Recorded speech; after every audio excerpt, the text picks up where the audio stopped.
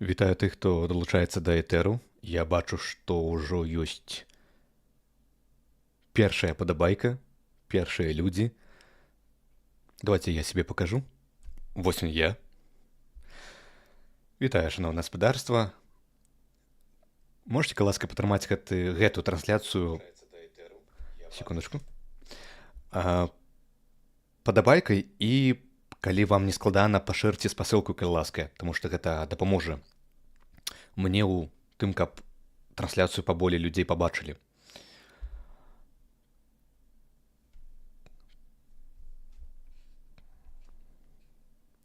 Султан піша: «Вітаю ўсё шаноўнае гаспадарства, а таксама спадара Услава.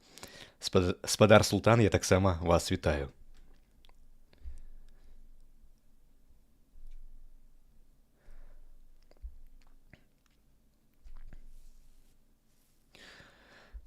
Нагадаю, што, як заўсёды, вы можете задаваць свае пытанні ў чат па гісторыі альбо па шляху майго расказу, то можете пісаць, калі ласка, а я буду адказваць.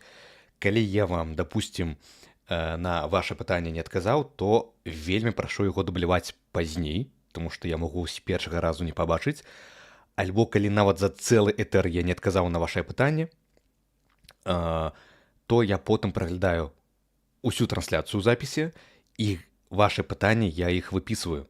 І потым я буду у наступных этэрах, у наступных трансляцыях адказваць.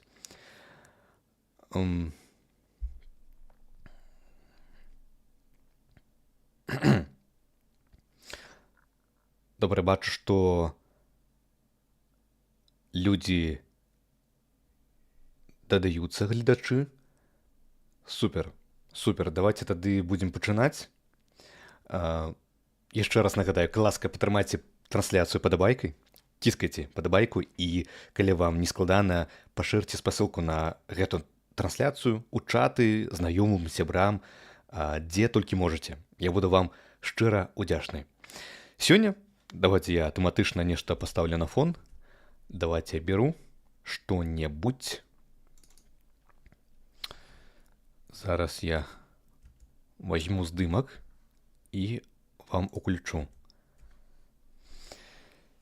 Я сёння вырашыў для вас расказаць такую тэму, як марш свабоды, які адбыўся ў 1999 годзе. І для гэта трансляцыя ёсць нагода. Я спярша сёння планаваў увогуле зрабіць размоўную трансляцыю, і я планаваў, што буду чаргаваць тэматычныя трансляцыі, як мінулыя две, і з проста размоўнымі, дзе літаральна ужыву я размаўляю з вамі, з чатам, але сёння ёсць нагода. Якая нагода?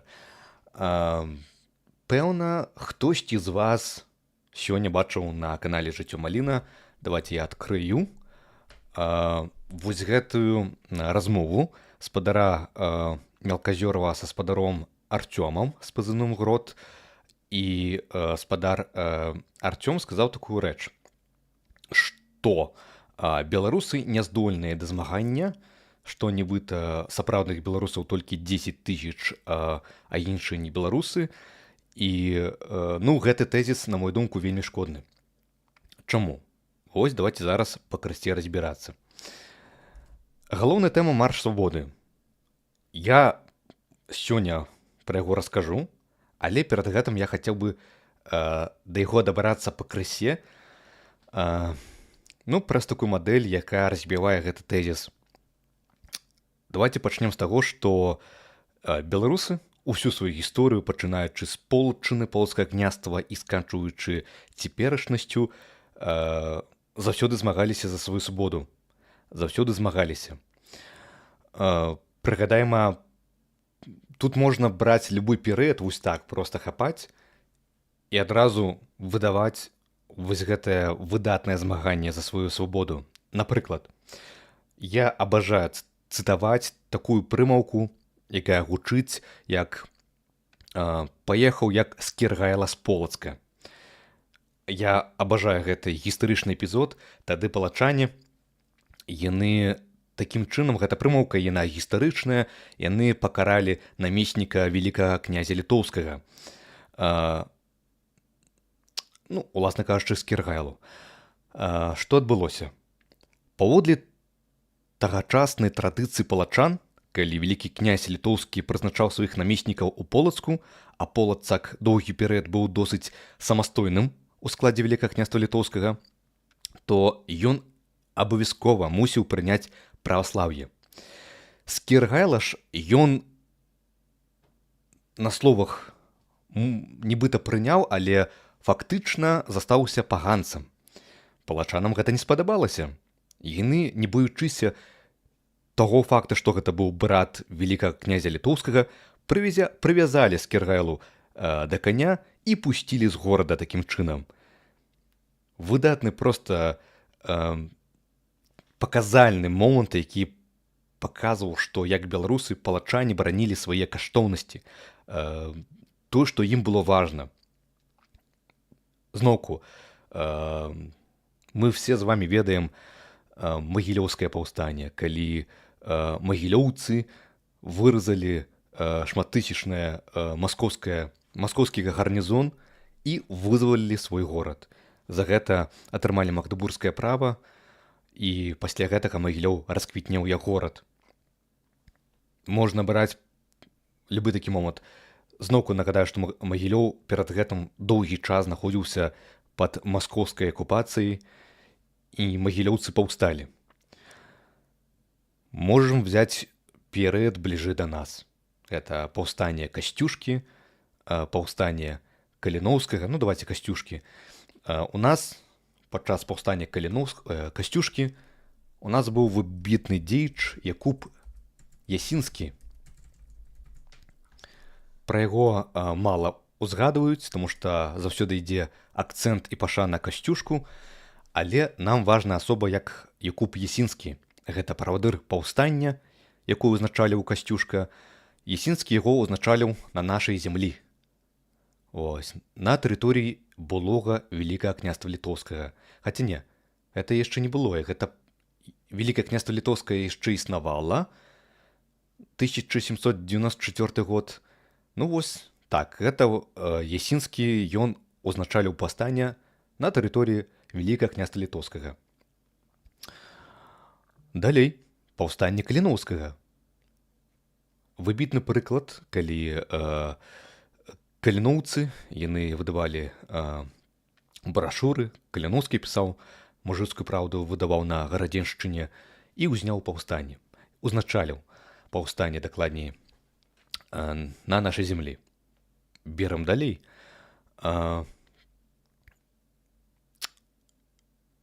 Берем, як беларусы абвясцілі аб сваёй незалежнасці. Вось быў першы ўсебеларускі з'езд. Усе бела. Давайте паглядзім на здымак.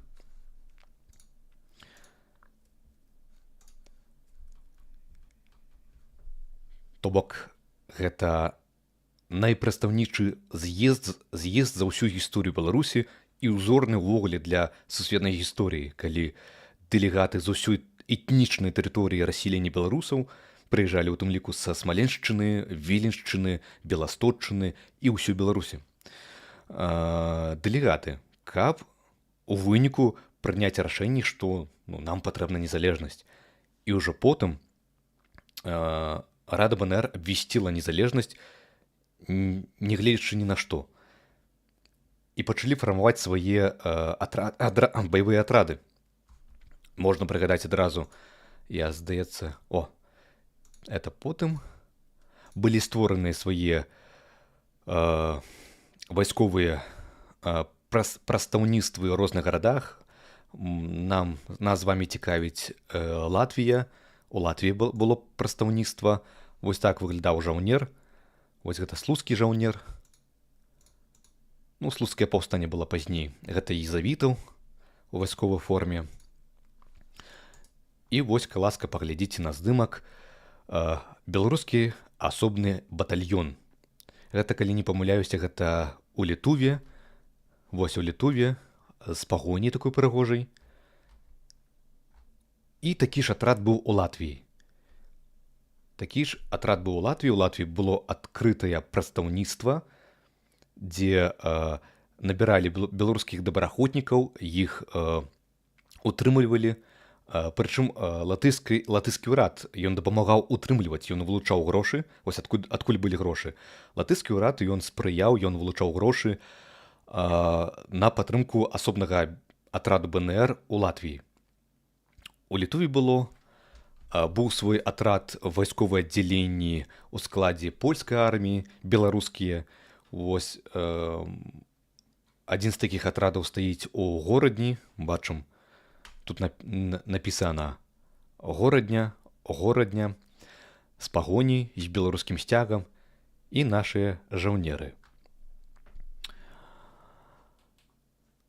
Далей быў слуцкі збройны чын, калі 5000 шыхтоў узнялося бараніць сваю бацькаўшчыну. Яны аб'явілі, што паўстаюць за незалежнасць Беларускай рэспублікі. Можам прыгадаць антысавецкі, антыкамуністычны супраціў. Гэта антыкамуністычны супраціў «Зелёны дуб», я пра яго рабіў выпуск, гэта «Чорны кот» і гэтак далей. Можна прыгадаць хвалю ў 80-х гадах, калі пачало адраджацца беларускі адраджэнскі рух, гэта вось перыяд 80-х, і зрэшты гэты рух здабыў незалежнасць Рэспублікі Беларусь. Мінулая трансляцыя, пазамінулая, я там расказваў, як прыймалі дэкларацыю аб незалежнасці. Я сказаў, што яна не звалілася незалежнасць нам у нашыя рукі, нам ніхто яе не прынес, маўляў, трымай незалежнасць, а мы такі, окей, чаму і не? Такога не было. Вся незалежнасць, вся вось наша гісторыя, яна, все гэтыя дзеянні, які былі зробленыя, пачынаючы ад паўстання Каліноўскага, гэта важны ключавы момант. Тады, у прынцыпе, зарадзілася гэты этап узнікнення ідэі беларускага народа, гэта аб сваёй незалежнасці. І працягваючы паўстаннямі слуцкі збройны чын, гэта асобны атрады БНР, гэта антыкамуністычны супраціў «Зелёны дуб», у тым ліку гэта адраджэнскі рух у 80-х гадах і дэкларацыя аб незалежнасці. Ну і сёння гэта полк Каліноўскага і розныя добраахвотніцкія аддзяленні ва ўкраіне. Но то бок гэта такі ланцужок, які даказвае, што беларусы здольныя змагацца, і яны змагаліся і змагаюцца. Тут ёсць вельмі хібная рэч, вельмі хібны міф. Маўляў, ну паглядзіце, у Польшчы, Літве, Латвіі атрымалася здабыць незалежнасць, яны пабудавалі паспяховыя краіны, а мы не. Маўляў, дарэчы, быў таксама такі тэзіс у спадара Артёма, што, маўляў, Лукашенка гэта сярэднестатыстычны вобраз беларуса на даны момант. Я з гэтым тэзісам не пагаджаюся. Чаму? Давайце па парадку.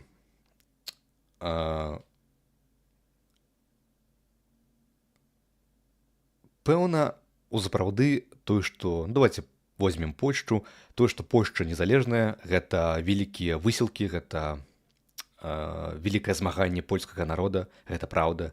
Гэта пачынаючы ад фармавання польскай арміі ў 1920 годзе, за часамі Пілсудскага, гэта сканчваючы салідарнасцю, выдатная арганізацыя, якая Польшчу, скажем так, прывяла да дэмакратычнага еўрапейскага шляху. Гэта все выбітныя крокі, і яны вельмі важныя.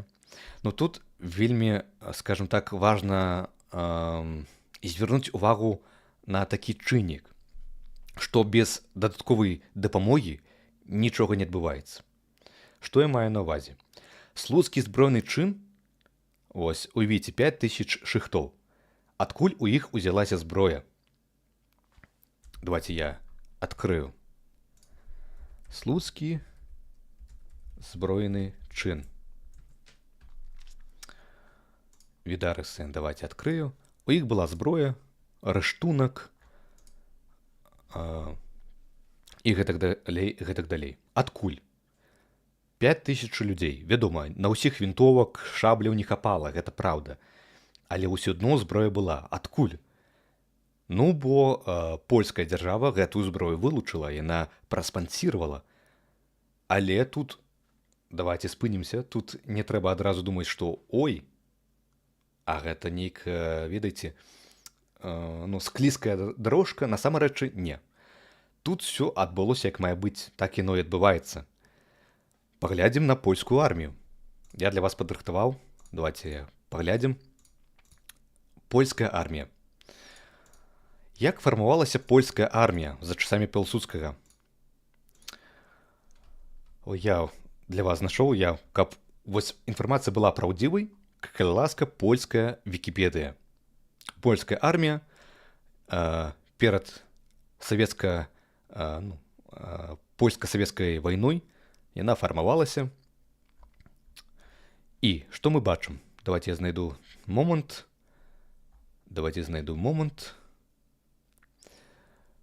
Вось. Польская армія, яна па крысце фармавалася. Напрыклад, генерал Юзеф Халер. Вось ён. Ён прыйшоў з 70-тысячным войскам. Вось, блакітная армія называлася. З Францыі. Вось, давайте адкрыю. Дзе яна ў мяне было?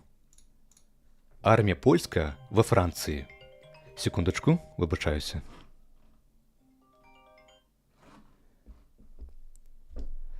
Так.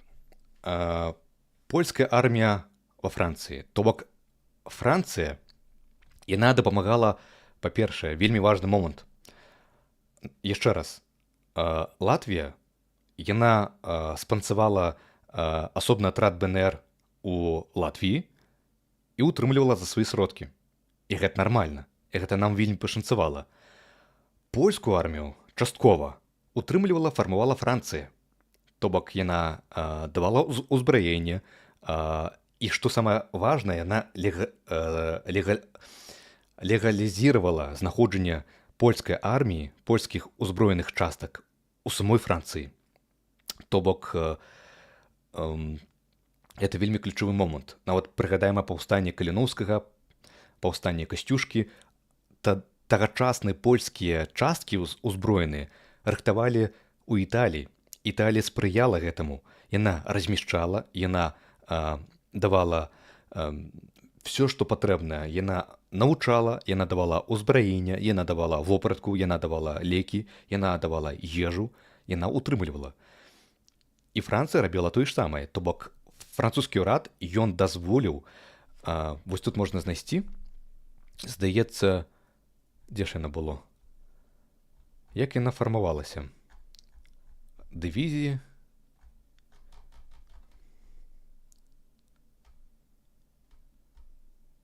Так. Вось, калі ласка. Армія польская на тэрыторыі Францыі сталася арганізаваная на, скажам, на падставе таго, напрыклад, на падставе тых палякаў, якія служылі ў французскім войску, польскіх уцекачоў вайсковых, таксама польскіх эмігрантаў з Францыі, ЗША, Канады і Бразіліі. То бок, Францыя дазволіла палякам сфармаваць сваю армію на сваёй тэрыторыі, навучыла, узброіла і пераправіла. Гэта таксама ключавы момант. Тое ж самае адбылося з 4-й дывізіяй стрэльцоў польскіх. Часткова штосьці Францыя падрыхтавала. Часткова гэта дывізія была з тых палякаў, якія ваявалі у складзе расійскай імперскай арміі у Бесарабіі. Іх пераправілі ў Польшчу. І гэта нармальна. У гэтым нічога такога няма. кепскага, дурнога. Самае галоўнае вынік. Як вынік, той, што Францыя дапамагла, Італія дапамагала, Францыя дапамагала, яны змаглі пераправіць свае часткі з расійскай імперыі з Францыі, аб'явіць мабілізацыю ў самой Польшчы. Гэта здорава. Як вынік, Польшча яна стала незалежнай, яна змагалася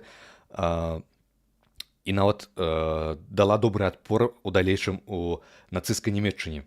Яна дала па носе Савецкаму Саюзу і потым яшчэ змагалася з нацысцкай Нямецчынай. То бок, гэта як вынік. Таму тут все вельмі класна. Што бачым у нашай сітуацыі, беларускай? Рада БНР таксама фармавала свае атрады. Яна таксама хацела пераправіць, скіраваць беларускія аддзелы, якія былі ў складзе расійскай імперыі, у арміі расійскай імперыі. Тады было вельмі шмат беларусаў, якія хацелі звацца беларусамі. Тады стала папулярная бела-чырвоная беластужка сярод іх, тому што ім вельмі спадабалася вылучацца, што паказаць мы тут, мы беларусы. І быў план пераправы вялікай частцы беларускіх аддзяленняў баявых у саму БНР. Таксама была дамоўленасць з Латвіяй, што атрад БНР ён пераправіцца ў Менск, што яны дазволяць пераправіцца. І яны спачатку латышы пагадзіліся, але потым у іх была свая дамоўленасць з савецкай Расіі, і пераправіць атрад БНР яны не дазволілі ў выніку. То бок нам не дазволілі, мы не змаглі, не хапіла часу пераправіць беларускія баявыя аддзяленні, якія мелі сваё ўзбраенне, кулемёты, рыштунак з тых частак, дзе беларусы былі ў складзе расійскай імперскай арміі. Не змаглі пераправіць асобны атрад БНР з Латвіі, з Літвы, галоўным чынам. І ў нас свайго войска не было, то бок гэта ўсё рыхтавалася. І тут, навошта я гэта ўсё кажу? Усё упіраецца ў, ведаеце, пашанцавала, не пашанцавала, і тое, наколькі спрыялі ўмовы, таму што возьмем Літву. Калі Рада БНР звярталася да нямецкага канцлера па дапамогу, ён жа адмовіў Радзе БНР у фармаванні свайго войска ўнутры Беларусі, але дазволіў адукацыйную дзейнасць, культурніцкую, што, дарэчы, сыграла нам на руку. Але гэтага было мала. Войска нам сфармаваць сваю адміністрацыю не дазволілі. І не дазволілі. І што тут здарылася? Нямецчына паставіла, скажем, на мапу, нават не так, яна паставіла на Літву. То бок, першы яны дамовіліся з Літвай. То бок, Рада БНР нават не паспела, не былі першымі. Як гаворыцца, хто першы, то і лепшы. Літвіцы, яны былі першымі. Яны дамовіліся, і там ввогуле была такая махінацыя, што была такая мова, што нямецкі прынц, ён узначаліць літвійскую дзяржаву, то бок Літва пераходзіць пад пратэктарацыю Нямецчыны, але ўзамен Нямецчына дазваляе фармаваць свае баявыя аддзяленні, то бок развівацца і ўвогуле фармаваць сваю дзяржаўнасць. То бок у немцаў былі свае цікаўнасці, і яны падтрымалі праект літвійскай дзяржаўнасці. Францыя падтрымала польскую дзяржаўнасць. Великабрытанія падтрымоўвала як Латвію, так і Літву. Пры гэтым, хачу вам сказаць такую рэч, у той час, калі Великая Брытанія пастаўляла Латвіі ўзбраенне, рыштунак, што яна паставіла атраду БНР асобнаму ў Латвіі? Трошкі лекаў і трошкі адзення. На гэтым усё, выбачайце. Больш яна не дала нам нічога карыснага. І гэта вельмі ключавыя этапы, гэта ключавыя моманты. Напрыклад, таксама, все мы ведаем, што у Другой светнай вайне Савецкі Саюз не перамог бы гітлераўскую Нямецчыну, калі б не было б ленд-ліза, калі б ЗША не пастаўлялі проста шалёнымі тэмпамі дапамогу. Ежу, рыштунак, машыны, самалёты. Калі б не ЗША, все магло бы і пайсці інакш. Таму гэта вельмі важна. Таму я гэта все расказваю, каб у вас склалася вельмі дакладнае уяўленне ў галаве, што ну тое, што ў нас не атрымалася ну абараніць сваю дзяржаўнасць БНР, значыць мы не геглы, значыць мы не моглыя і мы такія вось бедныя, гаротныя. Гэта не так. Было вельмі шмат прыкладзена высілкаў, намаганняў, каб сфармаваць свае баявыя адзінкі, пераправіць свае адзінкі, но проста не пашанцавала. Латвія потым дамовілася савецкай Расіі, і ў іх былі свае дамоўленасці, і на не дазволілі. І іншыя адзінкі мы таксама не змаглі пераправіць. Не хапіла часу, не атрымалася. Таму тут, насамрэчы, вялікую ролю адыгрываюць два фактары. Першае, гэта жаданне саміх прадстаўнікоў народу, то бок, наколькі яны жадаюць гэтага, наколькі яны жадаюць змагацца за незалежнасць. У нас гэта жаданне заўсёды было, і гэта праяўлялася. Другое, гэта спрыяльныя ўмовы. І праз тое, што, ну, я так магу выказаць здагадку, што ані Францыя, ані Великабрытанія не хацелі ісці ў канфлікт з савецкай Расіяй, і гэта было тады, гэта ёсць сёння, яны не падтрымалі праект БНР. Але праект Літвы, Латвіі, Польшчы падтрымалі. Ім проста пашанцавала, што была такая падтрымка. Вось і все. То бок, зноўку паўтаруся, гэта не камень у бок Польшчы, Латвіі ці Літвы. Наадварот, гэта вельмі здорава, што іх падтрымалі. Так яно і працуе. Інакш яно б і не магло здарыцца без падтрымкі вонкавай. Вось і все. То бок, вельмі важна у такіх момантах, калі вось такія тэзісы праскокваюць, ну, не даваць ім укарняцца в нашай галаве. Тому што гэта вельмі шкодна. Яшчэ за савецкімі часамі, за часамі Расійскай імперыі ствараліся проста процьма прапагандысцкіх такіх тэзісаў. Маўляў, беларус гаротны, беларус бедны, у лапцях, усімі пакрыўджаны. І калі мы дапускаем у свае галовы вось такія тэзісы, што беларусы не могуць учыніць сваё паўстанне, гэта мы укараняем вось гэтыя расійскія імперскія тэзісы. Мы даем іх сябе перамагчы. Не трэба гэтага рабіць. Проста не трэба. Трэба памятаць, што заўсёды ёсць некалькі фактараў. Недастаткова проста жаданне народа. Па-першае, патрэбна дапамога, узброенае ўзбраенне. А па-другое, ну, гэта і было другое, дапамога. Першае жаданне. Но жаданне не заўсёды хапае. Вось, патрэбна яшчэ дапамога. Патрэбны спрыяльныя ўмовы, таму што нават калі взяць салідарнасць, ну, насамрэч таксама можна прыгадаць такі момант, як салідарнасць, яны гэта вельмі важныя арганізацыі, якія дамагліся незалежнасці Польшчы, але калі яны змаглі ўсё ж такі дамовіцца, каб праскочыць ва ўрад, то бок у выніку іх і падаўлялі, і было вайсковы стан у Польшчы, і было вельмі жорстка, і былі забойствы палякаў з боку польскага камуністычнага ўраду. Гэта все было. Але зрэшты салідарнасць даціснула, і яны змаглі прайсці ва ўрад. То бок польскі камуністычны ўрад, і ён даў слабіну. Тут гэта таксама важны спрыяльны момант. Калі б польскі ўрад быў бы як Лукашенка, нічога б не атрымалася. Альбо калі б Масква паслала свае танкі, нічога б не атрымалася. Таму што памятаем, што Масква паслала свае танкі ў Чэхаславаччыну, яна паслала свае танкі, яна заціснула сваімі танкамі Ічкерыю, ну, то бок спрыяльныя ўмовы. То бок, вось гэта два фактары. І не можна казаць, што беларусы не геглы, не моглы, у 20-м годзе разуваліся на лаўках. Гэта все бздуры. Па-першае, я на свае ўласныя вочы бачыў, як беларусы літаральна на немізе бараніліся, то бок давалі кухталёў амапаўцаў, гэта было, і ў розных раёнах Менска гэта было. Але пры гэтым таксама важны момант, што савецкая ўлада і сёння лукашэнкаўская, яны працуюць на тое, каб знішчаць самасвядомасць нацыянальную беларусаў. І гэта таксама дала вельмі моцны удар. Гэта вельмі моцны удар быў пад іх нам. І зараз беларусы, як грамадства, мы фармуемся, мы сталеем.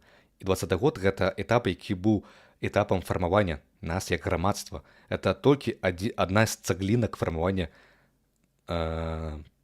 грамадзянскай супольнасці. То бок не можна пераскочыць праз нейкі ўзроўні. Давайте вернемся да марша свабоды. Вось гэты здымак, дзе нейкія хлопцы гоняць мапаўцаў. Это адбылося 17 кастрычніка 1999 года. Давайте перад тым, як я пачну расказваць пра гэта, падтрымайце, ласка, трансляцыю падабайкай, і калі можаце, пашырце спасылку. Там па чатах, па знаёмых, сябрах, я буду вам вельмі ўдзячны. Ну і гэтаксама, калі вам падабаецца мая праца, што я ствараю, контент, то можете падтрымаць мяне на Патрэёне ці у спонсарскай падпісцы на Ютубе.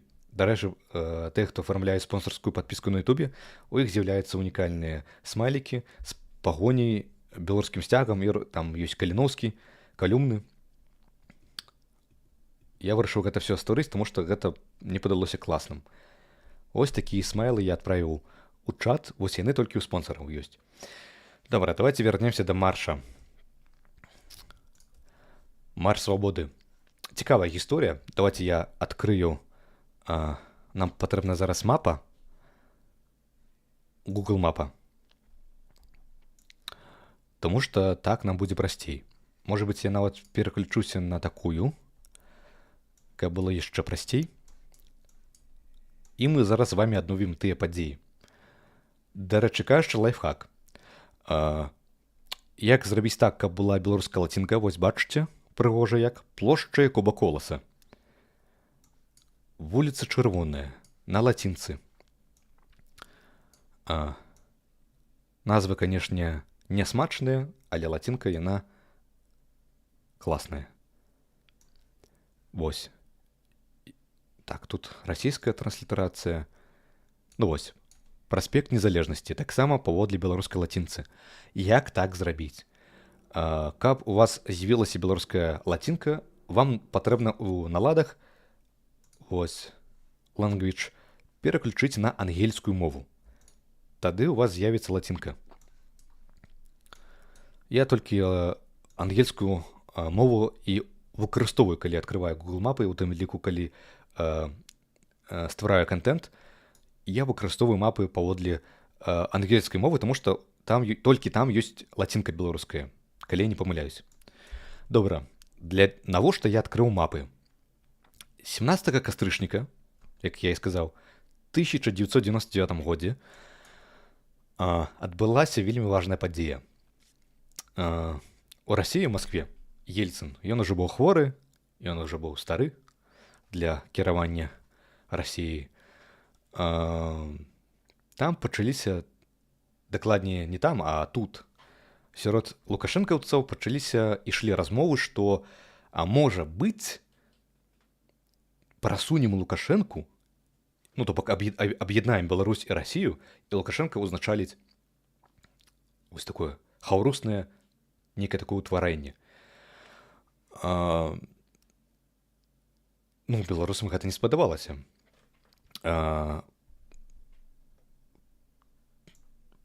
Беларусы пачалі паводле закліка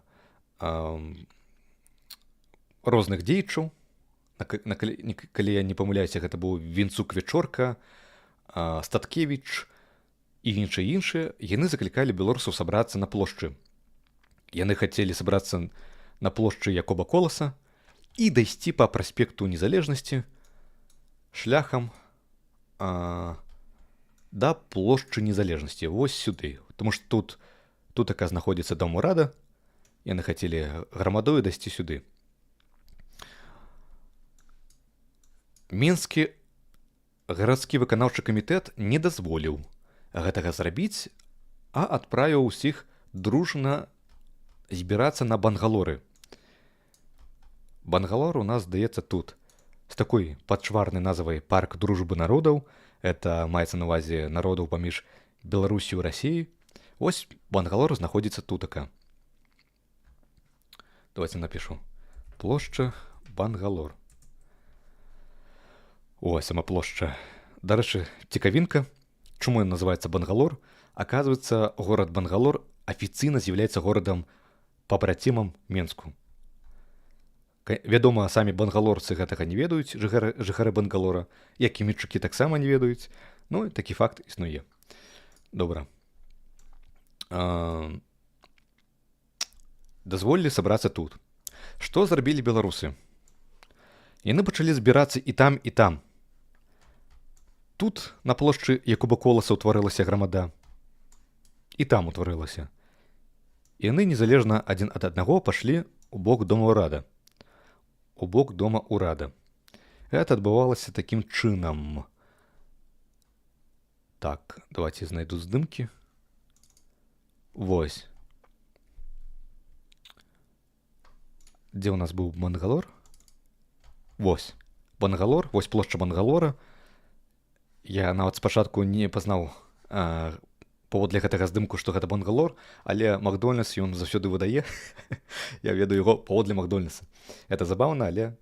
Ну, факт. Я дзейна пазнаў Бангалор, тому што знак Макдональдса. Это забаўна. Але як факт. Вось, бачыце, міліцыянт, вось беларуская грамада з беларускімі сцягамі. Тут розныя сцягі, як нацыянальныя, так і палітычныя партыі розныя. Ну, уласна кажучы, вось яны ідуць незалежна ад тых, хто сабраўся на плошчы Якуба Коласа. Малады фронт тут можна пабачыць, БНФ адраджэння, то бок розныя палітычныя дзеячы, ну, па-свойму заклікалі беларусаў, каб яны прыходзілі. Ну, то бок як па-свойму. Хто як мог заклікаў. Вось яшчэ адзін здымак. Вось таксама такі ёсць момант, што я стыкаўся не той, што замежнікамі, што замежнікі так лічаць, а нават сярод беларусаў ёсць беларусы, якія вось думаюць, што толькі ў 2020 годзе былі маршы пратэсныя. Не, вось вялікі беларускі сцяг выносілі не толькі ў 2020 годзе, а яшчэ і ў 1999 годзе, і нават раней. Гэта ўсё было. І давайте я вам уключу відэа.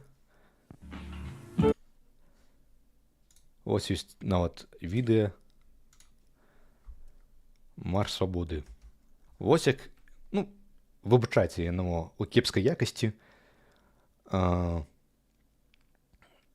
ну, прынамсі можна дзесьці вось неяк зразумець, што ідуць людзі. Што ідуць людзі? Яны ідуць. Гэта ідзе грамада з банерамі, сцягамі. Ну, та, тут вельмі кепская якасць. Давайте уключу іншае відэа. А тут таксама кепская якасць, да? Вось, уласна, Статкевіч, Вечорка. А вось беларусы, якія ішлі грамадою. Вось, дарэчы, Бангалор. Вось Бангалор. Адкуль людзі пайшлі. Так. Ну, вось яны ідуць, грамада ідзе. Ад пачатку меркавалася, што марш будзе выключна мірны. Што ён мусіў быў дайсці ад Якуба Коласа да дома ўрада. Вось нават чырвона-чорны сцяг, ёсць нацыянальны класічны сцяг. Ну, як класічны, у нас толькі адзін нацыянальны сцяг. Просто нацыянальны сцяг. Але што здарылася далей? Такім чынам грамада дайшла да Свіслачы. Вось Свіслач, праспект Незалежнасці. І там нешта здарылася. Нешта здарылася. А здарылася вось што. Амапаўцы выбудавалі шахты і спярша проста не пускалі. Ну, прыкладна вось так яны будаваліся. Яны будаваліся не толькі каля Свіслачы, яны выбудоўвалі шахты ў розных частках. І спярша дэманстранты з імі на канфлікт не ішлі. Ну, то бок, стаяць амапаўцы, окей, людзі неяк у абыход іх праходзяць. Іншымі там вуліцамі, вулічкамі, завулкамі, ну іх неяк праходзілі міма. Але здараецца наступнае.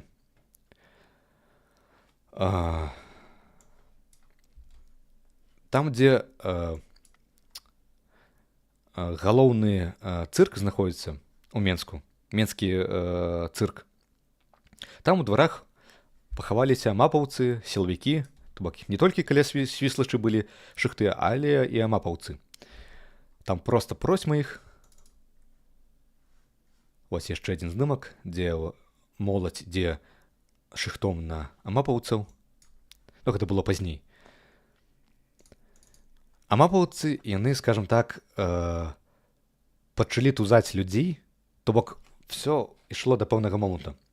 У пэўны момант амапаўцы, сілавікі пачалі кідацца на мірных дэманстрантаў, пратэстоўцаў, які мірна ішлі, яны не чапалі амап, то бок все рабілі, ну, адэкватна, скажем так, потому што паводле Канстытуцыі беларусы маюць права на мірныя сходы, на мірныя дэманстрацыі. Гэта была мірная дэманстрацыя ад пачатку.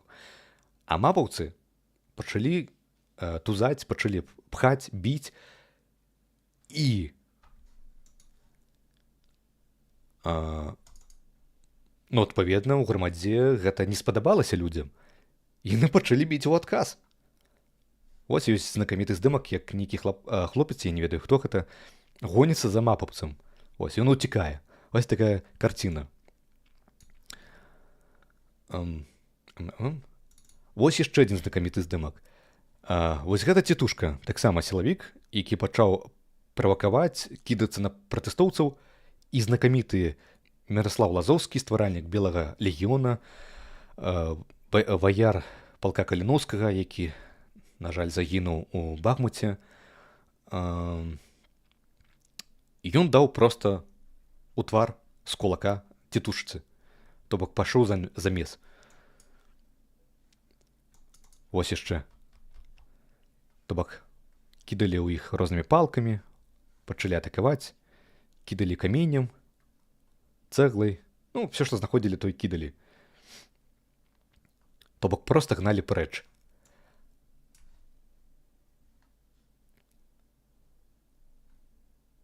Нават спалілі расійскі сцяг, таксама знакаміты здымак. Вось ён спалены.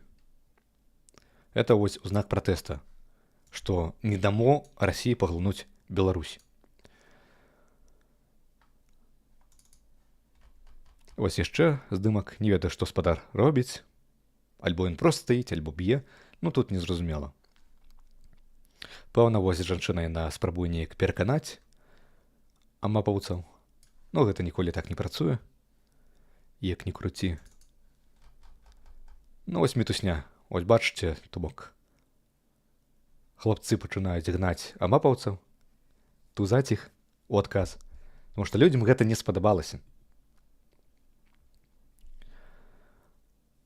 То бок, калі хтосьці кажа публічна, што беларусы нейкія немоглыя, не могуць за сябе пастаяць, гэта, ну, гэта, мякка кажучы, неправда.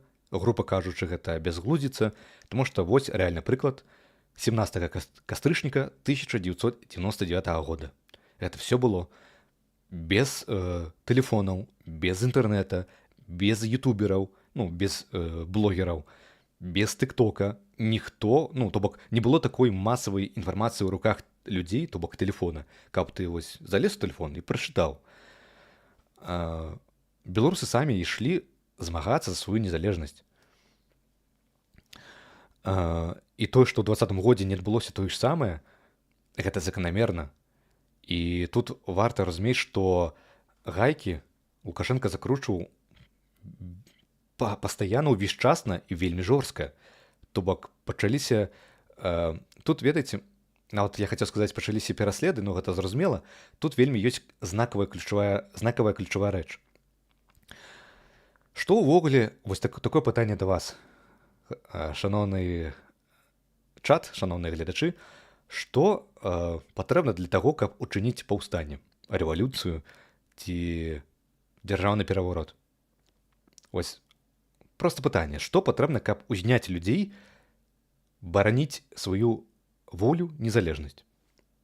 даю вам некалькі секунд просто даць сабе ў галаве адказ. Падумайце.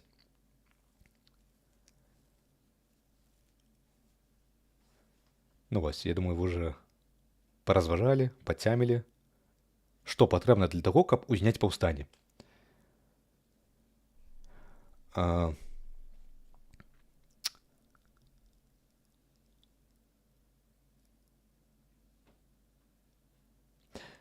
Адказ — гэта структурная арганізацыя, структура. У паўстання Касцюшкі была вайсковая структура. У паўстанні Каліноўскага таксама была свая структура. Былі аддзелы на месцах, была паміж імі сувязь, была рознага кшталту праца ішла. У салідарнасці была структура. Нават у фанацкіх клубаў, якія, калі прыгадаем Еўрамайдан, была свая структура. І у Еўрамайдана была свая структура. То бок была арганізацыя вельмі структурная, вельмі грунтоўная праца. То бок людзі самі па сабе, проста раз'юшаныя людзі, не могуць самаарганізавацца самі па сабе. Для гэтага патрэбна прапаганда. То бок, як, напрыклад, мужыцкая праўда Каліноўскага, дзе ён, гэта станоўчая прапаганда, дзе ён уздымаў беларусаў, каб яны баранілі сябе, каб вызвалілі сябе з-пад расійскага ярма. Патрэбныя кіраўнікі на месцах, то бок аддзелаў паўстання. Падчас паўстання Касцюшкі было цэлых два правадыра, сам Касцюшка і Якуб Ясінскі. Падчас паўстання Каліноўскага там таксама былі самыя розныя правадыры. Серакоўскі, Зыгмунд Серакоўскі. Там нешта з головы зараз вылетела. Давайте так, я правадыры паўстання.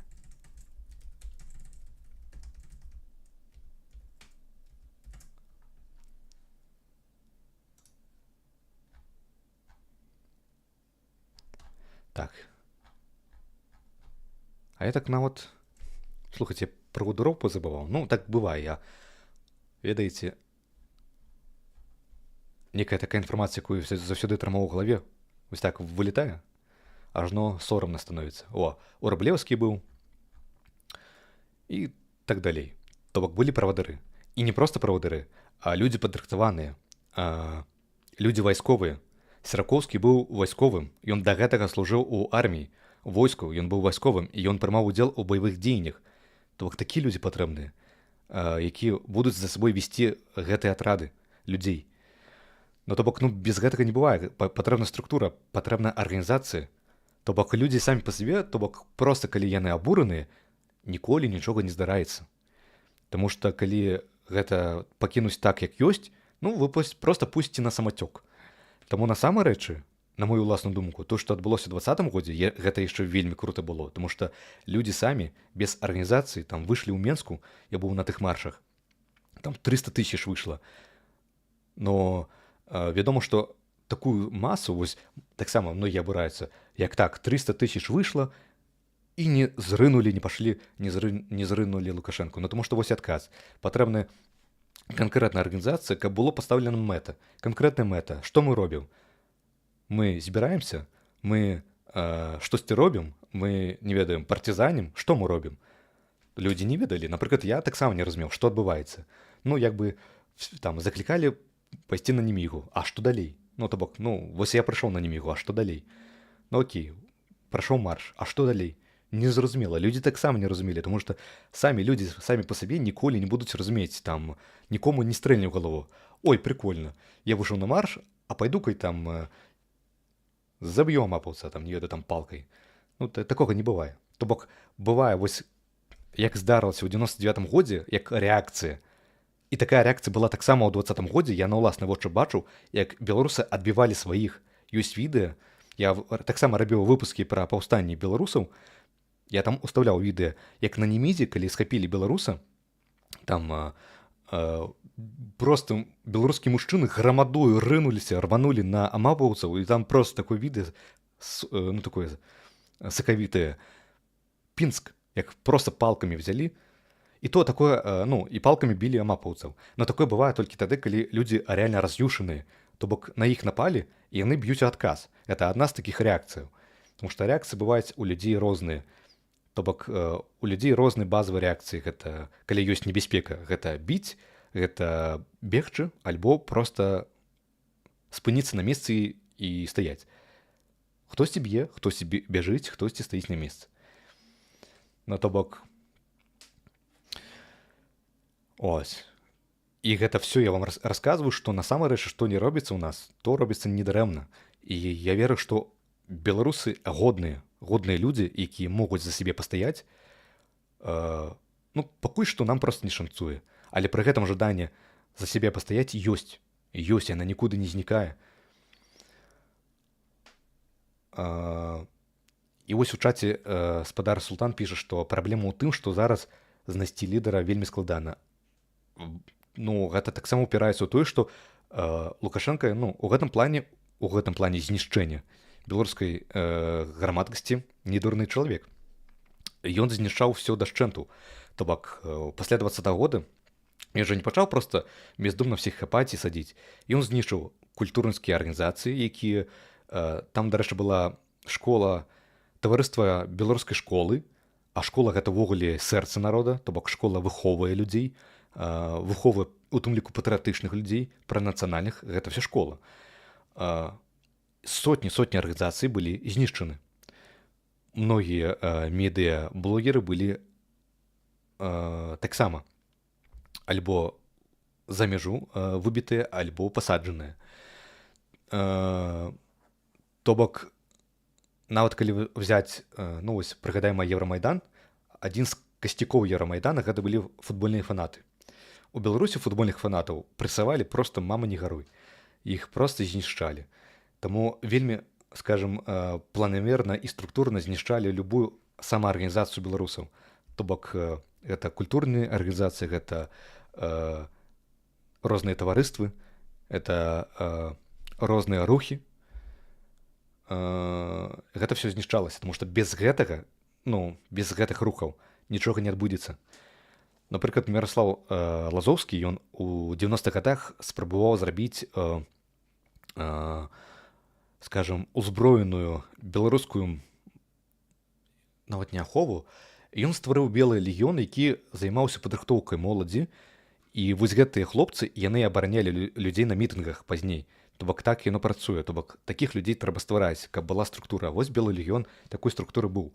То бок выхоўваліся хлопцы, то бок фізычна, пранацыянальна, і яны потым баранілі мітынгоўцаў.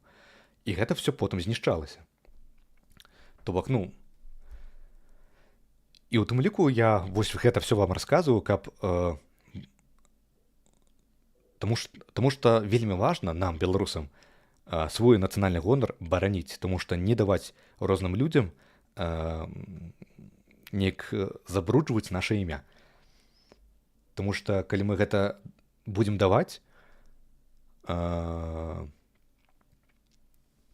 тады што у выніку атрымаецца? Ну тады, значыць, яшчэ тая расійская імперская ідэалогія, якая нам укарняла ў головы, нам, беларусам, якія маюць шматстагоддзевую традыцыю пагоня. Нагадаю, пагоня — гэта не проста сімвал, гэта традыцыя. Калі была нейкая небяспека, на наш край ішоў вораг і браў у палон, дарэчы, тады гэта называлася браць на шчыт, бралі ў палон нашых людзей, то кожны мужчына, які мог трымаць зброю ў руках і седлаць каня, мусіў быў выправіцца у пагоню, разбіць ворага і вызваліць сваіх палонных суачыннікаў. Яшчэ быў такі афіцыйны прывілей Ягайлы, вялікага князя літоўскага Ягайлы. Ён выдаў прывілей, і гэта быў абавязак з пэўнага моманту. То бок гэта была да яго яшчэ традыцыя, а потым нават стала абавязкам. То бок мы, беларусы, якія маем такую моцную традыцыю бараніць сябе, бараніць сваіх, мы не можам даць слабіну і дазволіць расійскай імперскай ідэалогіі пранікнуць нам у галаву, ну, гэтая прапаганда, якая рабіла з нас гародных, нямоглых, бедных беларусаў у лапцях, таму што мы прайграем тады, калі мы ў гэта паверым. Таму не даваем сабе ў гэта верыць. Это той тэзіс, які я хацеў сёння прасунуць.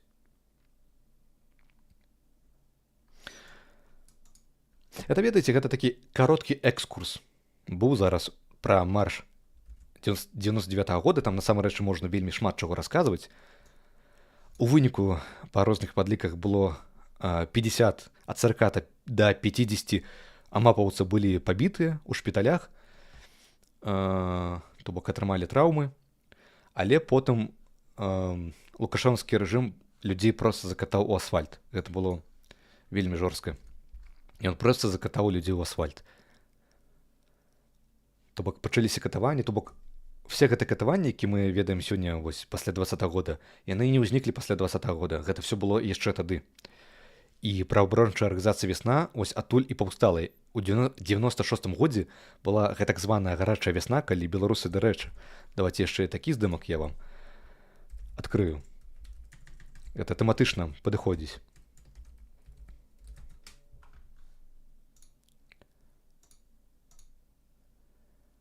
Гарачая вясна.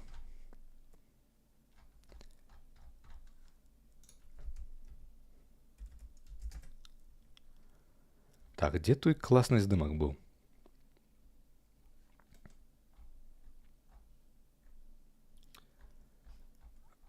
Чаму з першага разу нічога не знаходзіць? Што такое? Вось гэты здымак. Вось гэта знізу і ўгары гэта 99-й год, а гэта 96-й. І ведаеце, калі я гляджу на гэты здымак, нешта, не падобна, што беларусы не здольныя да супраціву. То бок, вось беларус, вось міліцэйская машына. І гэта была гарачая вясна 96-м годзе. Тады адбываўся, вось можна пабачыць транспарант, калі я не памыляюся, гэта транспарант прысвечаны дзедам. Здаецца, дзедам. Тады былі дзеды, і вось людзі пайшлі маршам, шэсцем, і яны сабе ў крыўду не далі. Таксама там надавалі кухталёў міліцыі, сілавікам, і тады вось гэта вось все было. Знакаміты кадры. І тады вось узнікла праваабарончая арганізацыя «Вясна», то бок яна названая ў гонар той вясны, гарачай вясны, якая пачала фіксаваць все палітычныя пераследы, катаванні, здзекі, затрыманні. Вось гэта все пайшло з таго году, 96-го. Таму я болей чым упэўнены, што калі, скажем так, мы, беларусы, здабудзем незалежнасць для Беларусі, все будзе добра. То бок мы, беларусы, мы здольны пабудаваць моцную дзяржаву, таму што у нас вельмі класныя моцныя традыцыі. У нас першая такая, першакласныя заканадаўчыя такія былі акты, як статуты. Заходняя Еўропа брала з нас прыклад, з нашых статутаў.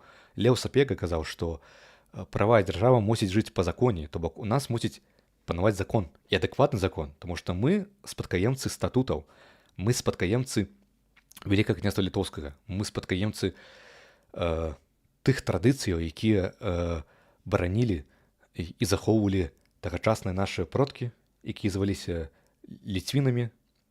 Дарэчы, таксама цікавая размова пра ліцвінаў. Можна, калі жадаеце, магу на пэўную трансляцыю вылучыць і проста можам паразмаўляць, калі і як з'явілася ўвогуле назова ліцвіны, куды яна знікла, чаму беларусы. Магу ўвогуле выпуск, калі хочаце асобна зрабіць. Таксама напішыце ў чат, можа быць, вам будзе цікава, я магу зрабіць асобны агляд, выпуск на гарачую весну і захапіць падзеі 99-го года. То бок сёння проста такім экспромтам вам паказваю, каб вы ведалі, разумелі. А я магу зрабіць для вас выпуск, калі жадаеце, то напішыце у каментарах зараз у чаце. Таксама прашу вас, ласка, падтрымаць трансляцыю падабайкай. І калі можаце, пашырце, ласка, спасылку. Я буду вам за гэта вельмі ўдзячны.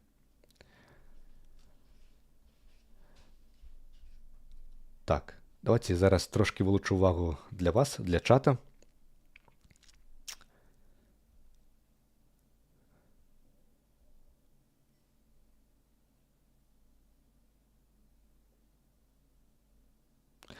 Так. Вялікая спадчына беларуская народа абавязкова даць плён. Я таксама ў гэта веру. Мабыць, наконт ліцвінаў, бо мне крышку складана, хто мы, ліцвіны або беларусы. Ну, давайте адразу адкажу на гэта пытанне. На даны момант мы завемся беларусамі, мы беларусы. Нашыя продкі, якія жылі ў вялікім княстве літоўскім, і нават трошкі пазней, калі Расія захапіла нашу землю, нашых продкаў звалі ліцвінамі. І быў вось той пераходны перыяд, калі таксама вельмі цікавая тэма насамрэч, таму што яна была нават і для мяне нават не цікава, а складаная, таму што вельмі складана разабрацца, калі гэта ўзнікла. Вось адразу скажу, што многія спасылаюцца, што, маўляў, Кацярына II надала нам назову Беларусія, што гэта акупацыйная назова, но насамрэч у крыніцах гэтага няма. У крыніцах ёсць толькі тое, што афіцыйна забаранялася ўжыванне любой назвы для нашай зямлі, і афіцыйна нас называлі толькі паўднёва-ўсходні край. То бок гэта пацвярджае той факт, што акупанты ніколі назовы там, не ведаю, там Літва, Беларусь не даюць акупіраваным назвам, акупіраваным землям. Яны растваралі нас у тэрыторыі Расійскай імперыі пад назовай паўднёва-ўсходні край, таму што яны для іх Вялікае княства літоўскае, якое было вельмі моцным, вельмі перадавым, было проста, камком у горле. Ім трэба было неяк абгрунтаваць, што тэрыторыя Вялікае княства літоўская гэта этнічная тэрыторыя Расійскай імперыі. А як гэта зрабіць? Вядома, прыяднаць і проста назваць чарговай губерніяй, чарговай вобласцю, тому што калі даць назву той тэрыторыі, якую ты хочаш акупіраваць і асіміліраваць, гэта так не спрацуе, таму што якую бы ты назву не даў, нават умоўна, калі бы далі назву Вішнорыя, ўсё адно бы беларусы схапіліся, Вішнорыя, і сказалі, мы Вішнорыя, а вы маскоўцы, мы розныя. Значит, была бы Вішнорыя, і ўсё адно гэта быў бы, на мою думку, супрацьпастаўленне, што мы вішнорцы, мы не маскоўцы, то бок, як бы, вось, таму паўднёва-ўсходні край. Вось. Таму вельмі цікавая, але складаная тэма. Калі быў гэты пераход? Ось. Калі быў пераход, і я даўно надумаю зрабіць пра гэта выпуск, таму што тэма вельмі такая, яшчэ раз паўтаруся, складаная. І там вельмі шмат інфармацыі, вельмі шмат, там проста тоны інфармацыі, шмат крыніц, і хочацца гэта падаць адэкватна.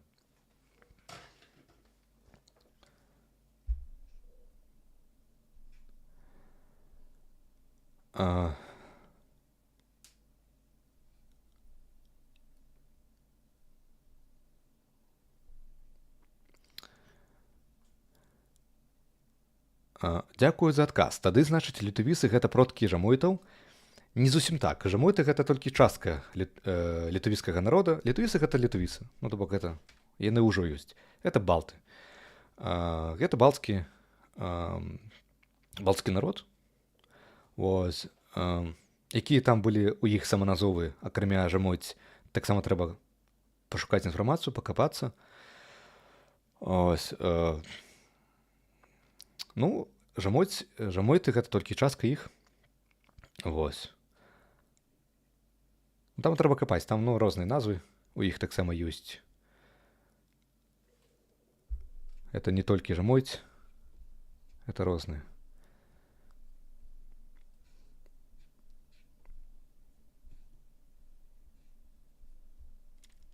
Вось. Тут таксама не варта абагульняць, што літувісы гэта жамойты, тому што это ўсё адно, што казаць, што Беларусь гэта крывічы, крывія. Дарэчы, быў такі праект, здаецца, Ластоўскі прапановаў назваць Беларусь вялікай крывіяй, але крывічы гэта былі толькі частка нашай зямлі, гэта былі палачане, смаленчукі, смаленскае княства, вось гэта былі крывічы.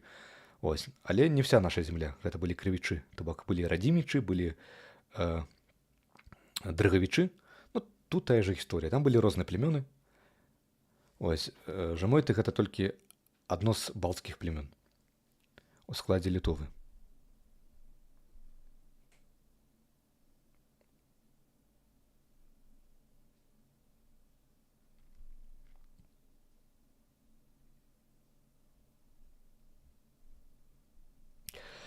Так, Услаў, у мяне прапанова. Рабі штотыднёвы стрым, напрыклад, у нядзелю вечарам з анансаваннем тэмы. У прынцыпе, я гэта ўжо раблю, але не ў нядзелю, а ў суботу, тому што у нядзелю у мяне афіцыйны выхадны, і ўсё ж такі ў свой выхадны я хачу адпачываць, тому што мне таксама трэба сілы аднаўляць. Вось. І ў гэты дзень я кантэнтам увогуле не займаюся, у прынцыпе. Ёсць выняткі, калі мне трэба рабіць выпуск для асноўны выпуск на YouTube, і мне прям трэба ў нядзелю жорстка. Бываю, я раблю выняткі, але, як правіла, я ў гэты дзень адпачываю. Таму субота. Субота мне выгадней. Знішчэнне пачалося, маецца на ўвазе, я так думаю, беларускае грамадства не ў 20-м годзе, а значна раней, сярэдзіны 90-х.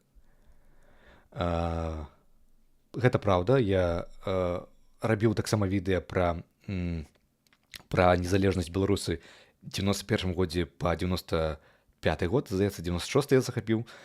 І я там паказваў, што як на прыкладзе Кебіча, які быў старшынёй Савету міністраў, пад сябе падмяў тагачасныя беларускія медыа і проста тоны антынацыянальнай прапаганды проста ліў у вушы беларусам.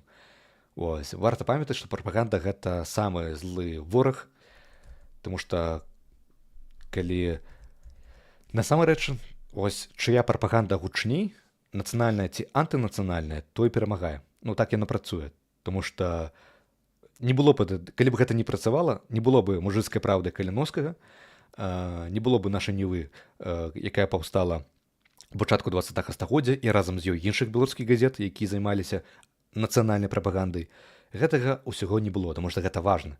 Вось хто даносіць пэўныя каштоўнасці, пэўныя сэнсы, той перамагае. Ну, дакладней, хто гэта болей паспяхова, болей масава робіць, той перамагае.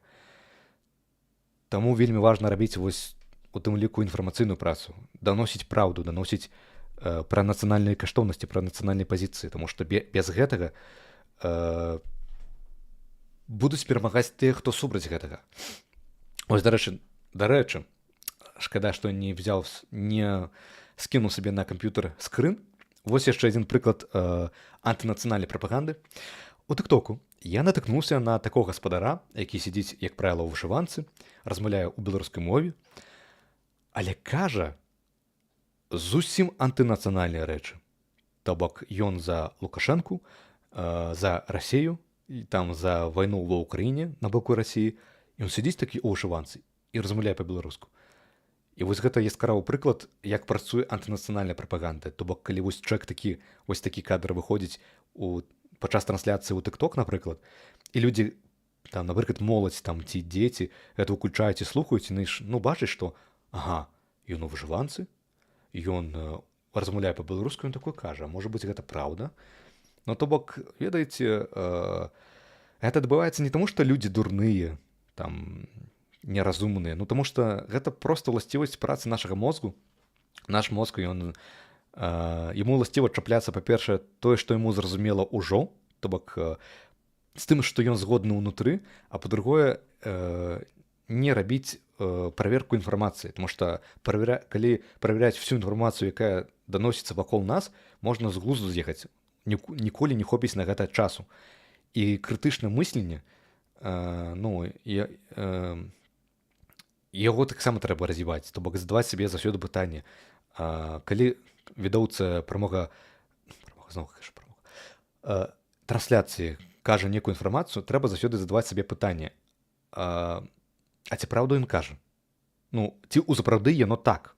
Таму што калі не задаваць пытанне сабе ўнутрана і верыць усяму, што кажуць у інтэрнэце, гэта адуражваецца з самога сябе. Таму гэта вельмі важны момант. Давайте перайдзем да наступнага этапу нашай трансляцыі. Я вам расказаў такую вялікую частку, звязаную з тым, як фармавалася вось армія Польшчы, атрады БНР, і чаму ў нас не атрымалася перагнаць атрад БНР да нас. Я вам хацеў паказаць доказ таго, што наша беларуская мова старажытная. А дзе кніга? У мяне ж была кніга адкрытая. Зараз.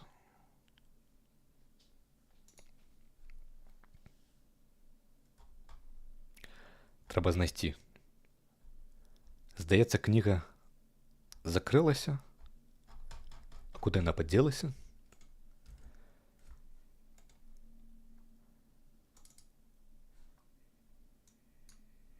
Вось яна. Гэта катэхізіс.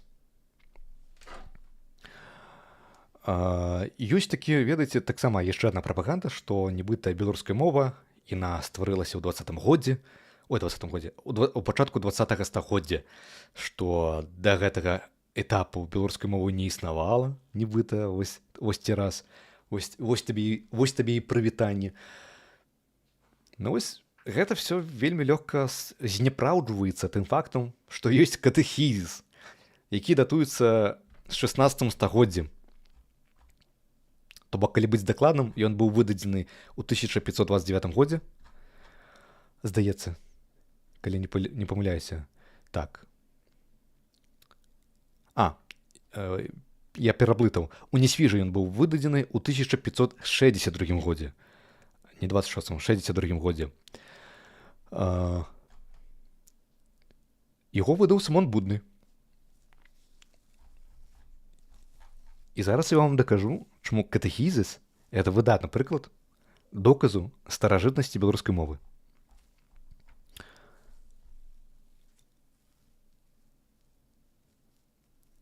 Вось, нас вітаюць такімі словамі, то есть наука старадаўная хрысціянская ад святога пісьма для простых людей языка рускага.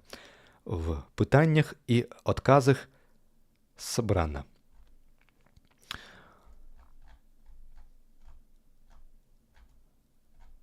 Так. Зараз давайте я спынюся на любой старонцы. Знізу не глядзіце, тут у беларускай мове ідзе тлумачэнне таго, што напісана, то бок гэта выданне з тлумачэннямі. Калі хочаце, я магу вам потым даслаць гэта ў чат. Я, напэўна, давайте так. Ці хочаце, я вам дашлю гэты катэхізіс, і вы яго потым самастойна пагартаеце. Калі так, то пішыце ў чат плюсы. І я тады вам яго вышлю. Добра. Чым унікальны катэхізіс? І чаму ён даказвае пра тое, што беларуская мова яна старажытная, ну, яна не ўзнікла ў пачатку 20-го стагоддзя. Я вам на мінулым этэры расказваў, што такое беларуская мова. Ну, то бок беларуская мова, вось калі прям зусім, ну, прост тлумачыць, вось гэта вось мова, якая мае свае пэўныя моўныя, марфалагічныя, сінтаксічныя асаблівасці. Ну, у тым ліку тое, што мы памятаем са школьных партаў, што ўласціва беларускай мове, гэта заўсёды зацвярдзелае ч, ну, шыпячае ч, ш, р, гэта цеканне ці, гэта дзеканне. Дарэчы, пра дзеканне, вось зараз сказаў дзеканне. Я хачу зараз адкрыць. Гэта яна тут. А куды я выпісаў? Да, я вось такім чынам выпісваю з чата пытанне. Я толькі сёння пачаў. Прызнаюся, гэта вось розныя пытанні з чата, які я буду пакрысе разбіраць. Не сёння, так у наступным разам. І вось я тут знайшоў, я не змог працэсціраваць адэкватна мінулым разам класны пра літвінаў прымаўку. Яна українська і гучить яна так: «Хіба лиха озме Литвина, щоб він не дзекнув». І, до речі, гэта яшчэ адзін доказ таго, што літвінамі назвалі нас, беларусаў, нашых продкаў, бо хто яшчэ ў гэтым свеце можа дзекаць, як не беларусы. Мы тут дзекаем, гэта наша поле дзейнасці, мы дзекаем. Дзеканне у нас не адабраць. Отже, лихо озме Литвина, щоб він не дзекнув. Класна примука, запам'ятаємо, можемо адаптувати на білоруську мову. Напевно, у білоруській мові гэта б гучала «Хіба ліха возьме Літвіна, каб ён не дзекнуў». Напэўна, так. Добра, а цяпер давайте глядзець. Я яшчэ не скончыў. Беларускай мове уласцівы пераход у нескладовае. Гук, гэта асноўнае, вось, давайте спынімся на гэтым. Гэта яшчэ мяккі сі, то бок змягчэнне свісцячых сі з перад ётавымі, мяккімі гукамі. Вось гэта асноўнае. То бок, давайте на гэтым акцэнтуем увагу. І што мы бачым? Вось арыгінал тэксту. Калі ласка. Давайте прочитаем. «Отак он, который сам усяго пачаткам і єдиным от веков збавіння поводом єст, пан Бог усімагучий». Усімагучий. Класка завострим увагу на слове усімагучий. Па-першае, у катэхізісе з'яўляецца вельмі класна ўласцівая беларускай мове рыса. Зацвярдзелае «ч». Пачалі перадаваць зацвярдзелую «ч», шыпячы «ч», «ш» у тэксце. У афіцыйных тэкстах гэта з'явілася, то бок вось, усімагучы. Далей, як я і казаў у мінулай трансляцыі, гук у «в» трэба чытаць, то бок яны запісвалі «в», таму што графічна яшчэ ў нескладовую не прыдумалі, так не пісалі. Але тым не менш чыталі як «в», усімагучы.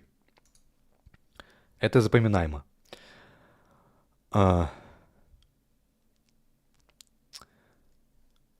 Так.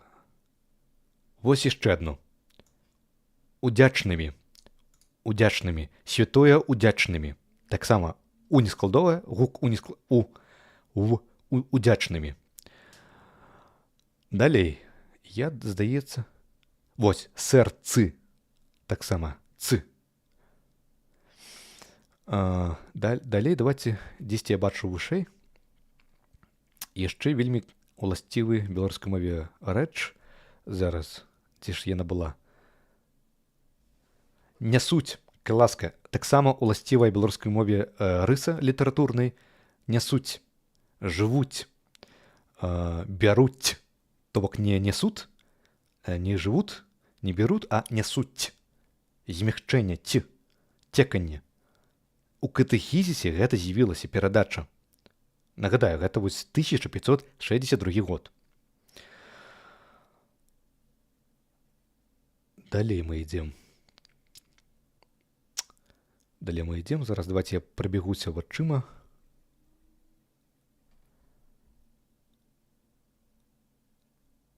Так, што я сказаў? Зацвярдзелае «ч», «ш». І гэта я вам паказаў. Мяккае «ці». Так. Здаецца. Так, тут я больш такога яшчэ не бачу. Тут, тыя рысы, якія я зараз агучваю, яны тут паўсюль. Але іншыя рысы зараз хачу прыгадаць.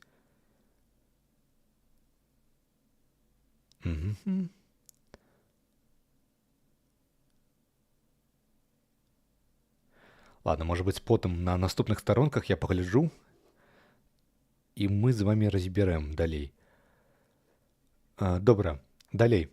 Яшчэ то, што выдае, што тэкст катэхізіса напісаны вельмі такім падмосным уплывам беларускай мовы, тому што ён таксама разбаўлены і пад уплывам іншых моваў, у тым ліку польскай, тут шмат паланізмаў.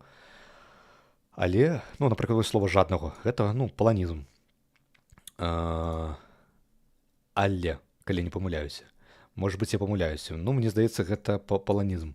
Але тут шмат уласціва, нават не уласціва, а уласна беларускіх словаў. Альбо тых, якія пачалі ў тым стагоддзі ўзнікаць у беларускай мове, толькі-толькі, альбо якія ўжо даўно былі. Што мы бачым?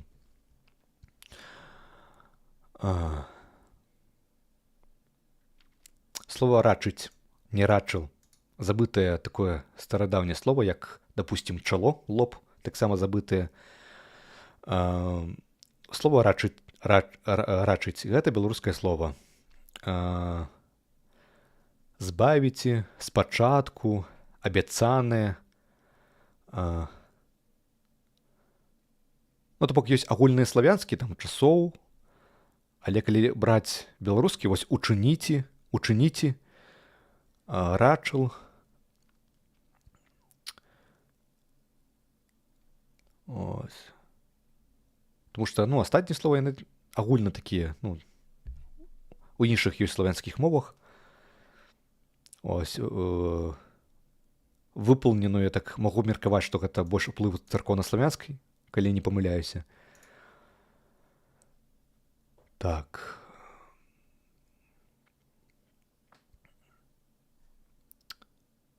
Ось. Пачаткам. Усемагучы. Так.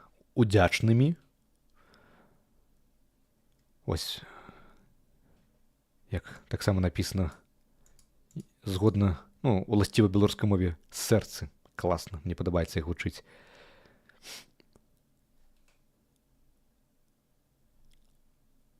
Вось. Клічны склон снове. Іншых прыкладамі. Будаваці. Ну, то бок,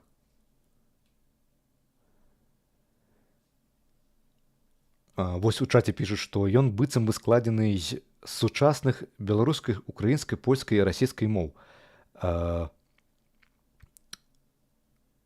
Ну, у гэтым ёсць сэнс, у гэтым каментары, Джон.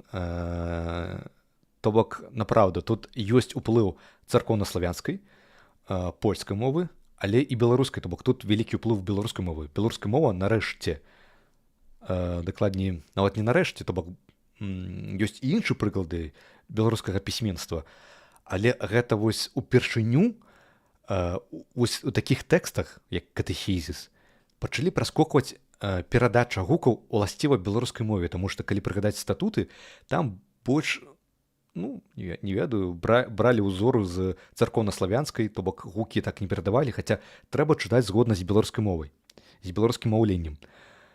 Тут беларускія уласцівасці беларускай мовы ёсць і мяккі сі, і мяккі з, і зацвярдзелыя шыпячы, чыш, і гук в. Хоць і не было яшчэ спецыяльнай літары для гэтага, але гук ужо ёсць. Беларускія гукі. Беларускія словы. І вы не глядзіце, што я так вачамі так прабегся і вылучу толькі некалькі слоў. Тут, насамрэч, слоў многа, проста я хацеў такія самыя, такія яскравыя, якія вы ведаеце, тому што оно зразумела, ну, вось, іншага, і таму падобнае, пачаці, ну, і гэтак далей. Ось, удзячны, ну, то бок, тут ідзе тлумачэнне. Рачыць, калі хто не ведае, можаце напісаць у гугле, рачыць. Ось. Але вось хацеў бы дадаць да каментара Джона, вось яму падалося, нібыта тут намяшалі яшчэ і расійскую. Не зусім так, тут хутчэй уплыў царкоўнаславянскай мовы. І царкоўнаславянская мова і паплывала на расійскую мову.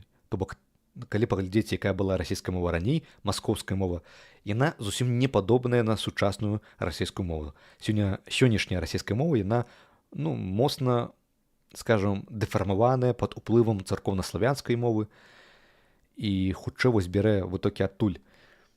Вось наша ж беларуская мова такога ўплыву не зазнала, яна захавала сваю такую архаічнасць і унікальнасць. І гэта класна.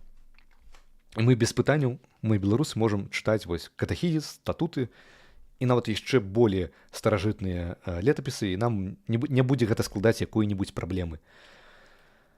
Вось, дарэчы, таксама змягчэнне, але з якога ж кольвек. То бок мяккі гук, з якога. Вельмі класна. Верне от верняга Христова збору братьі. Вось, рачце. Ну, то бок, вось такая сітуацыя. Большага дапамог. Вось. Покуль пан Бог да чаго большага дапамагчы будзець рачыў. Ну, то бок, дзіўна, ну, як сучасная беларуская мова, толькі такая своеасаблівая.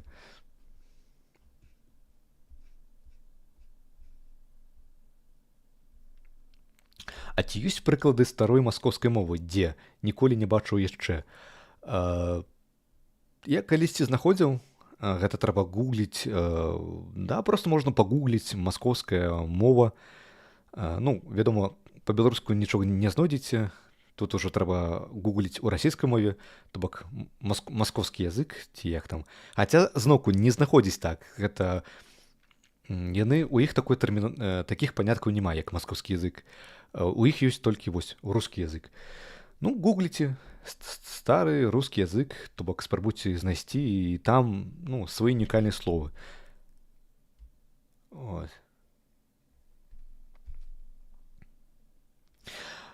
Спадарства. Так, Світрыгала пытае. Спадарства гэта цапанне тапановае, ці толькі пановае? Спадарства гэта, ну, агулам так, гэта панства. Панове гэта як хутчэй спадарове, калі браць форму. Але гэта вось такі сэнс. Спадарове, панове гэта сінонімы. Пані гэта спадарыні. Паны гэта спадары. Так.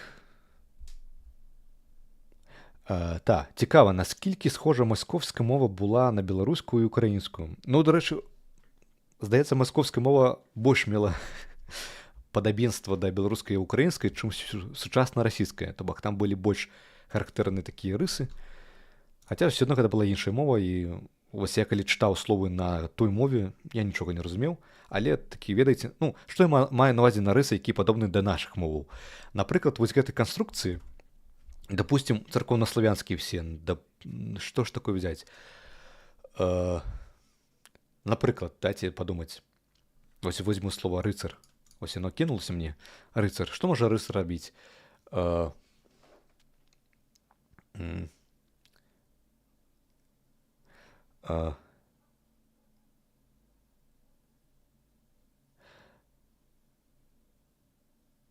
Наприклад, у російській мові, скажем,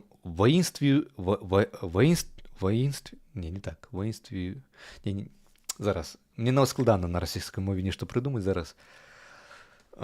Уже голова так не працює. Ну, вось гэта, ведаеце, там, дзе ў беларускай мове канчаткі «шч», невласцівай беларускай мове, што ж можна такое прыдумаць? Ну, напрыклад, бегущий рыцарь. Бегущий рыцарь. Гэта вось, калі ёсць такія словы «бегущий рыцарь», гэта вось чысцютка царкоўна-славянскі ўплыў. У беларускай мове мы скажам рыцарь, які бяжыць. Мы не скажам «бягушчы рыцарь». Мы скажам «рыцарь, які бяжыць». І раней у расійскай мове тое ж саме было. У яе, ну, не было такіх формаў «бегущий». Яны таксама сказалі «рыцарь, который бежит». Ось. То бок, вось гэта ёсць такое падабенства.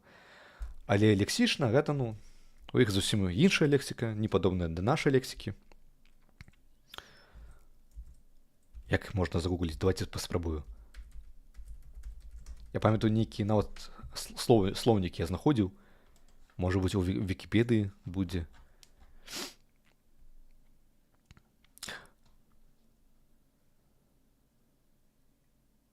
Вось, напрыклад, нават у расійскай Вікіпедыі, то, што я казаў, пераход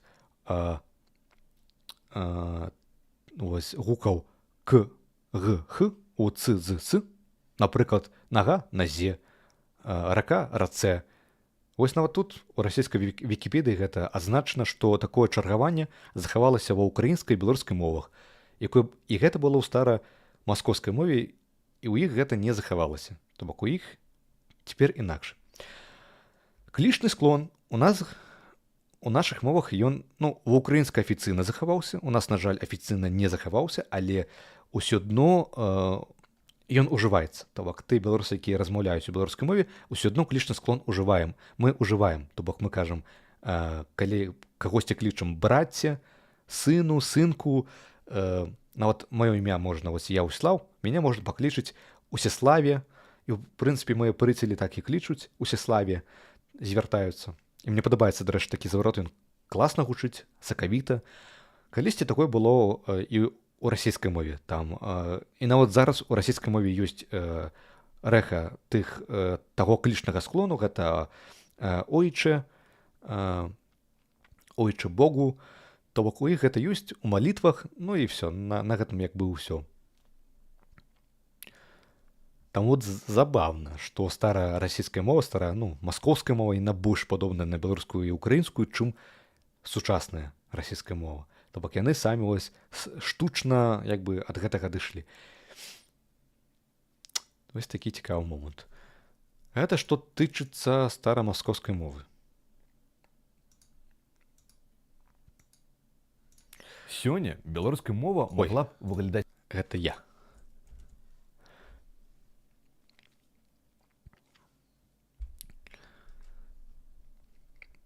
Давайте я подказываю на чат, что вы мне пишете.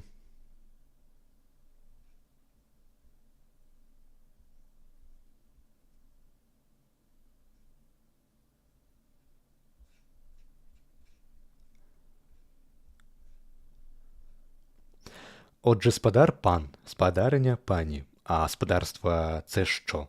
В українській мові ми кажемо тільки пані та панове. Замест пані та панове ми кажемо спадарства альбо спадарові.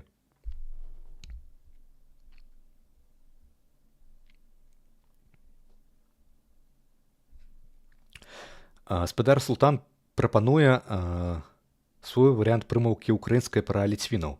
Каб ліцвіна так рукнула, каб ён не дзекнуў. Цікава гучыць насамрэч. Цікава. Давайте,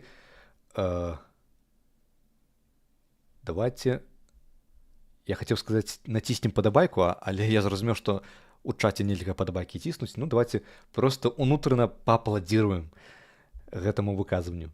Гучыць цікава, хаця каб ліцвіна так... Я бы прапанаваў не грукнула, а грымнула. Каб ліцвіна так грымнула, каб ён не дзекнуў. Напэўна, так болей мілагучней будзе гучаць.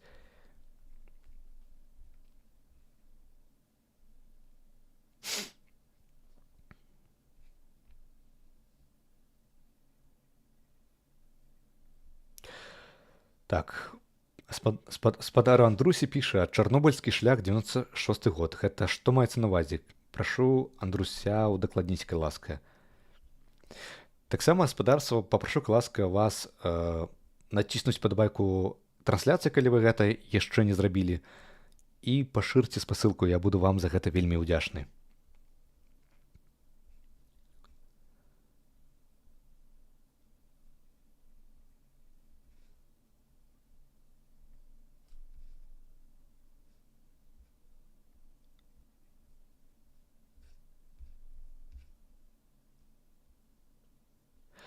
Дарэчы, а ці ёсць карацейшая форма Усіслава, ці не? Гэта пытанне, якое мне цягам усяго жыцця задаюць, ці можна скараціць маё неяк маё імя. І якія формы толькі не прыдумлялі. І казалі Слава. І самае такое смешнае, гэта былі нават скарачэнні Усік. Вось нехта здагадаўся маё імя скараціць да Усік. Гэта добрая фантазія. Вось. Хтосьці спрабаваў называць мяне паводле прозвішча Пашкевіч. Яшчэ за школьнымі гадамі адзін мой аднакласнік увогуле здагадаўся называць мяне, калі я Пашкевіч, значыць я Паша. І мой аднакласнік называў мяне Пашам. Вось так, то бок я, чалавек, які мае імя Усіслаў, раптам стаў Пашай. Ось розныя фантазіі ў людзей, але маё імя ніяк не скарачаецца, то бок яно, якое яно ёсць, то бок яно губляе сэнс, калі яго скарачаць, тому што Слава, гэта не Усіслаў. Тому што Усіслаў, старажытна-полскае імя, якое разбіраецца як усім слаўны, то бок губляецца сэнс. І так, мне здаецца, любое імя можна ўзяць. Уладзіслаў, Брашыслаў, і іншае, то бок Уласлаў, які славіць уладу, калі я не памыляюся, і гэтак далей, то бок гэты все імёны, калі іх скарачаць, яны губляюць свой сэнс. То бок тады навошта бацькі называлі такімі імёнамі сваіх сыноў, калі ўсё адно гэтыя імёны скарачаюцца. Ну тады трэба было ад пачатку называць славай, і ніхто бы не пакутваў. Але я заўсёды выпраўляў людзей, што я Усяслаў і скарачаць мяне не трэба. Ось яшчэ адна забаўная форма ў чаце — Усяшка. Матка боская. Я ж кажу, ось добрая фантазія ў людзей.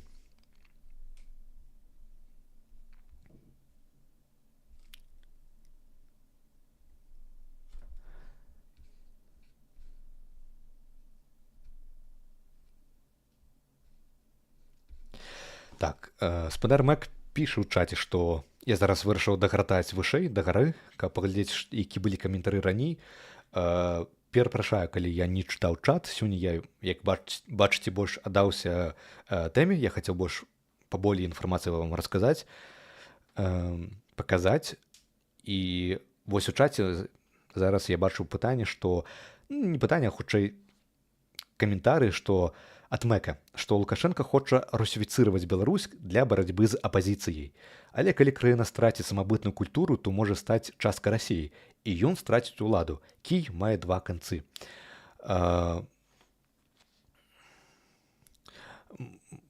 Я з гэтым тэзісам поўнасцю згодны. Гэта так і ёсць.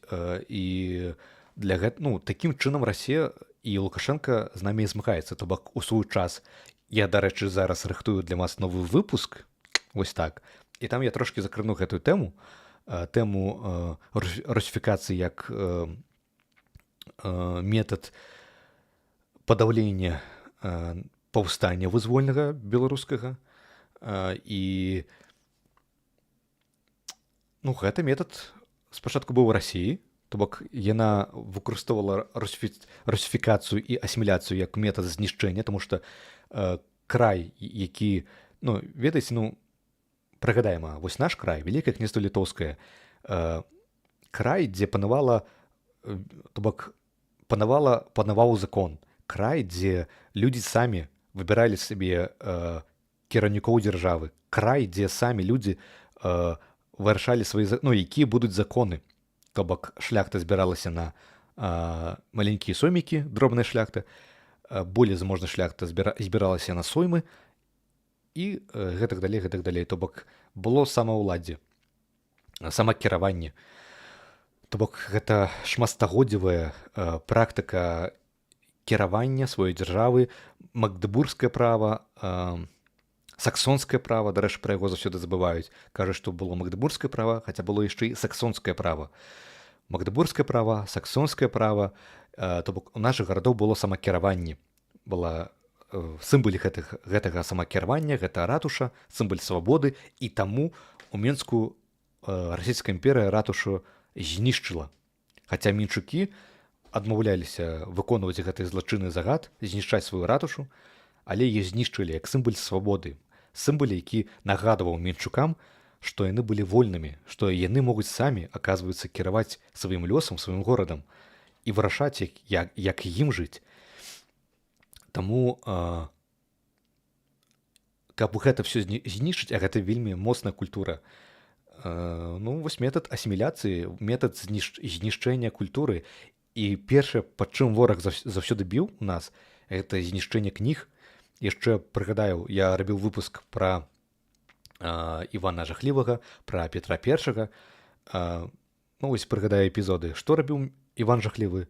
Ён знішчаў нашыя кнігі і вывозіў. Нават вывез крыж Ефрасіні Полацкай.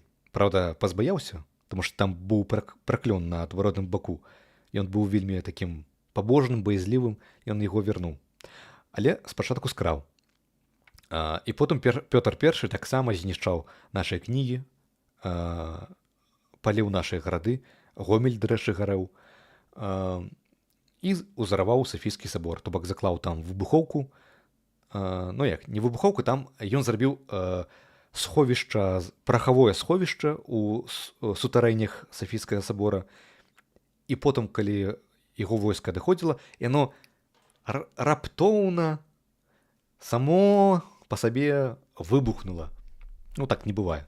Яно не могло само па сабе выбухнуць. І ён проста вельмі ненавідзеў вуніятаў. І гэта было такое пакаранне нам, пакаранне вуніятам за тое, што мы, скажем так, ну, у яго да гэтага ж быў эпізод. Ну, у выпуску я расказваў, што быў эпізод, калі давайте открою Пётр I. Вось гэты эпізод. Пётр I, ён прыйшоў у Сафійскі сабор і загадаў правесці вуніятам, які там маліліся, экскурсію. І яму экскурсію пачалі праводзіць. І ён у пэўны момант падышоў да абраза, і ён запытаў: а што гэтая свіння робіць на сцяне? А там быў абраз Ясафата Кунцевіча, чалавека, які прасоўваў вуніяцтва на нашай зямлі.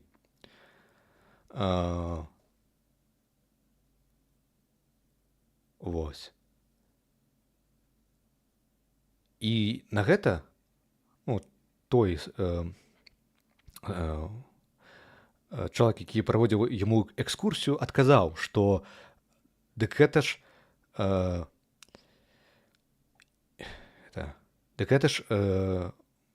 праваслаўныя еретыкі яго забілі. Вось. І вось гэта выбесіла, раздражніла Петра I, ён выцяў шаблю і пасек усіх вуніятаў, які былі у Сафіі зараз у той момант. А потым пусціў па Двіне, іх трупы плылі па Двіне. І толькі адзін вуніят, ён змог выжыць, і дзякуючы таму, што ён выжыў, мы сёння ведаем гэтую гісторыю. Ось. Дарэчы, то, што я зараз вам расказаў, гэта толькі адна з інтэрпрэтацыяў таго эпізоду, пра тое, што Пётр I назваў абраз свінёй, а той адказаў, што гэта праваслаўныя еретыкі забілі яго. Это адна з версій, там ёсць іншая версія. Вось я расказаў такую версію, таму што такую версію мне расказваў мой дзедуля. Заўсёды ён, калі я прыязджаў да яго ў Полацак. Вось. У выпуску я расказваў іншую версію. Ёсць на канале выпуск пра гэты эпізод, пра Петра I, чаму ён для нас з'яўляецца ворагам гістарычным. І там я расказваў больш такую афіцыйную версію, а зараз я вось падзяліўся тое, што мне дзедуля расказваў. Хаця цікава, я потым шукаў такую інтэрпрэтацыю ў інтэрнэце, я не знайшоў. І адкуль ён яе ўзяў, для мяне таксама загадка. Чаму і не? Так, што мы вам расказаць яшчэ? Давайте зараз у чат вернуся. Таму так. Вось такім чынам Расія заўсёды дзейнічала, яна асімілёвала. Асімілёвала, каб заваяваць, таму што, тое, што нас робіць намі, вось зноку, таксама важны момант, вуніяцкай веры. Ад пачатку ж вуніяцкай, стварэння вуніяцкай веры, то бок берасцейская вунія, яна ж меркавалася, каб нас апалячыць. Пайшоў адваротны працэс, таму што вуніяцтва, так як там богаслужэнні праводзіліся на беларускай мове, яна, наадварот, узмацніла нас, нашу нацыянальную, нарадовую самасвядомасць. І як бы такая фішка не прыйшла у бок нас. Вось. І таму вось Расія біла па вуніяцтву, яна знішчыла вуніяцтва. Тое, што рабіла нас намі, гэта кнігі. Кнігі нашы спальваліся, рабаваліся, вывозіліся. Нас намі рабіла школа, і па школе таксама адразу білася, ішоў удар. Я рабіў выпуск пра рэпрэсію беларускай граматыкі. І гэта таксама удар, то бок гэта тое, пад чым заўсёды б'е Расія, гэта мова, гэта школа, гэта кнігі, гэта нейкія каштоўнасці, рэліквіі, то бок гэта тое, што нас робіць, скажем, тое, што робіць нас намі, дае нам захаваць сябе.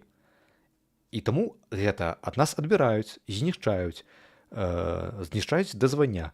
Таму што як можна захапіць тэрыторыю, калі там пануе моцная самасвядомасць.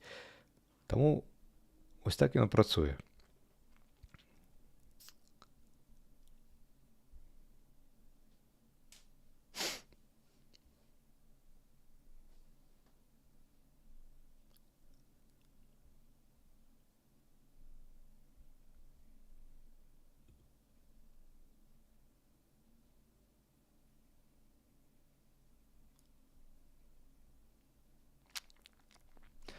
Джон піша: раманавы прусы?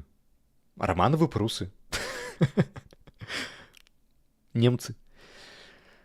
Хаця самі прусы ад пачатку гэта ж балцкае племя. Ну, балцкі народ, ну, потым анімечылі іх.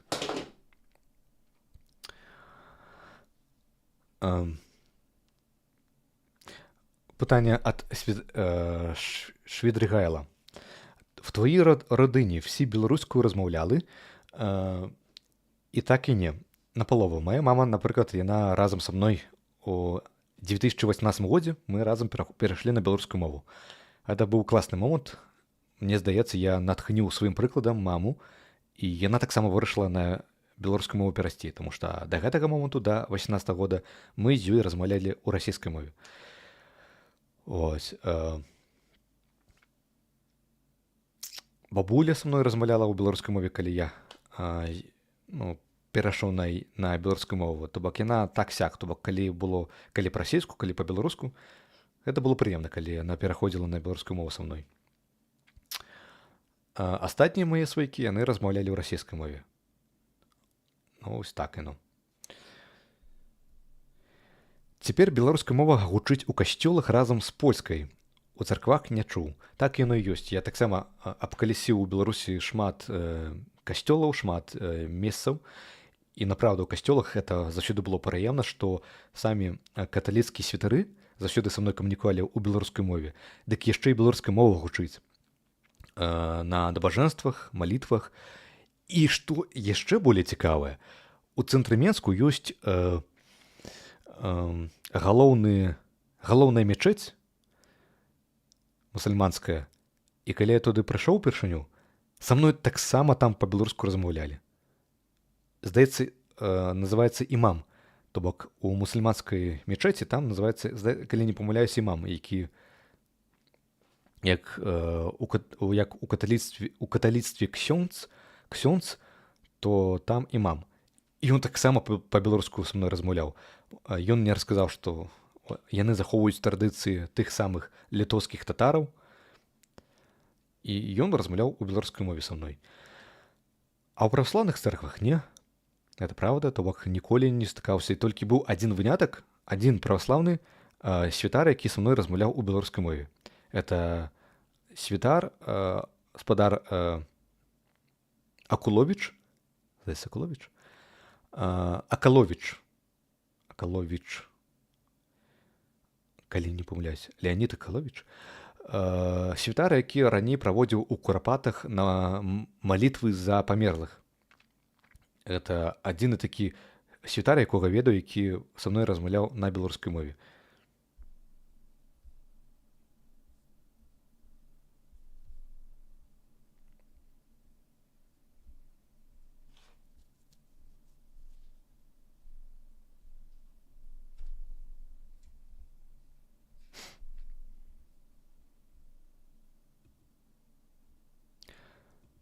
Так, ну і ласка, пішыце свае пытанні. Мы яшчэ з вами зараз паразмаўляем.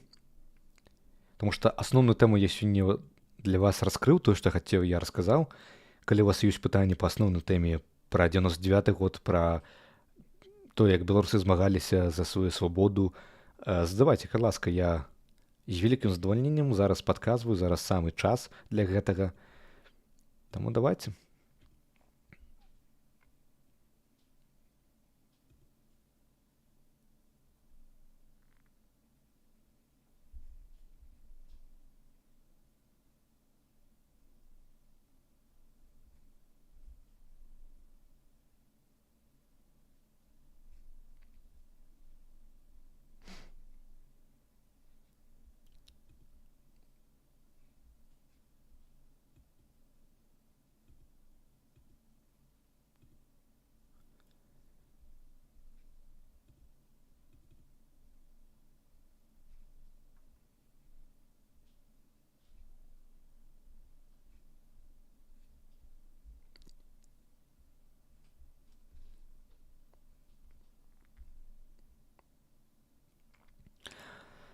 Швітригала питає: церкви в Білорусі це РПЦ чи окрема Білоруська православна церква? На жаль, зараз білоруської православної церкви не існує, і тое, што існуе пад назвай ББЦ, яно напрямую залежыць ад РПЦ, то бок расійскай праваслаўнай царквы. Таму, на жаль, сваёй у нас царквы няма. Але яна калісьці была. Дарэчы кажучы, яна месцілася за часамі ВКЛ у Наваградку і падпарадковалася Візантыі, напрамую, Візантыі. Потым цэнтр быў перанесены ў Магілёў. Там была праваслаўны цэнтр наш. У нас была свая царква, як мае быць, але, на жаль, потым мы гэта згубілі, таму што ў нас все было сваё. То бок у нас была і уніяцкая царква свая, і свой праваслаўны цэнтр, спачатку ў Наваградку, потым у Магілёве. І, дарэчы, пра гэта я таксама рабіў выпуск. Вы можете знайсці на канале.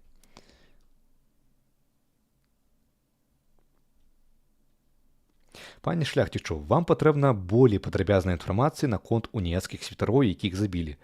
Што маецца на ўвазе? Я прашу, ласка, удакладніць. Што значыць, мне патрэбна больш інфармацыі? То бок, вы мне зараз болей падрабязна расказаць пра святароў, то бок, хто гэта быў? Ці што маецца на ўвазе? Існуе беларуская аўтакефальная царква, адзін прыход ёсць у Менску, а так яна знаходзіцца ў ЗША, яны нават Лукашенка адлучылі ад царквы. Дарэчы, я зусім пра яе забыўся.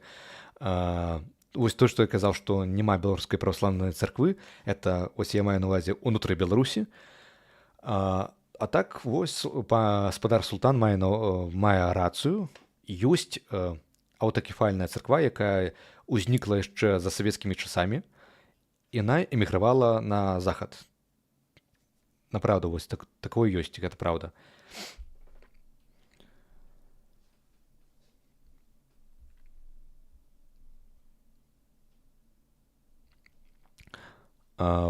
Польская мова больш гучыць у Гарадзенскай вобласці.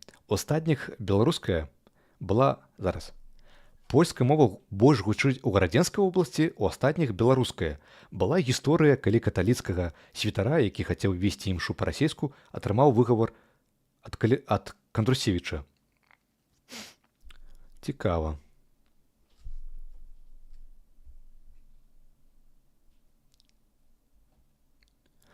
Гэта было пытанне пра святароў.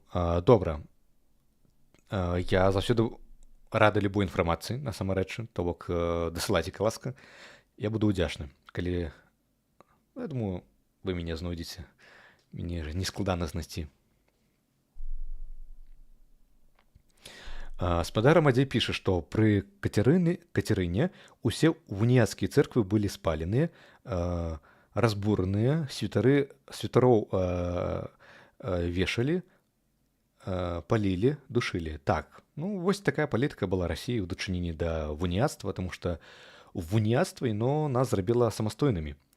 Вуніяцтва яно зноўку такую вельмі важная рэч, што там набажэнствы праводзіліся ў беларускай мове, і вуніяцтва яно зрабіла такім чынам, што яно ўмацоўвала. Тады яшчэ не было панятку як нацыя, але такую самасвядомасць народнасці. Это вельмі важна. То бок, нават калі не браць шляхту, якая мела доступ да адукацыі, то сяляне, які маглі прыйсці на набажэнства, паслухаць прыгожую беларускую мову, святара, які расказваў у беларускай мове пра дзяржаву, таму што, сяляне маглі нават да канца не разумець, у якой дзяржаве яны жывуць. І такое было. І вось яны прыходзілі, ім расказвалі, што адбываецца, хто з намі ваюе, хто з намі сябруе, і так далей. То бок, вельмі зручны момант атрымання інфармацыі.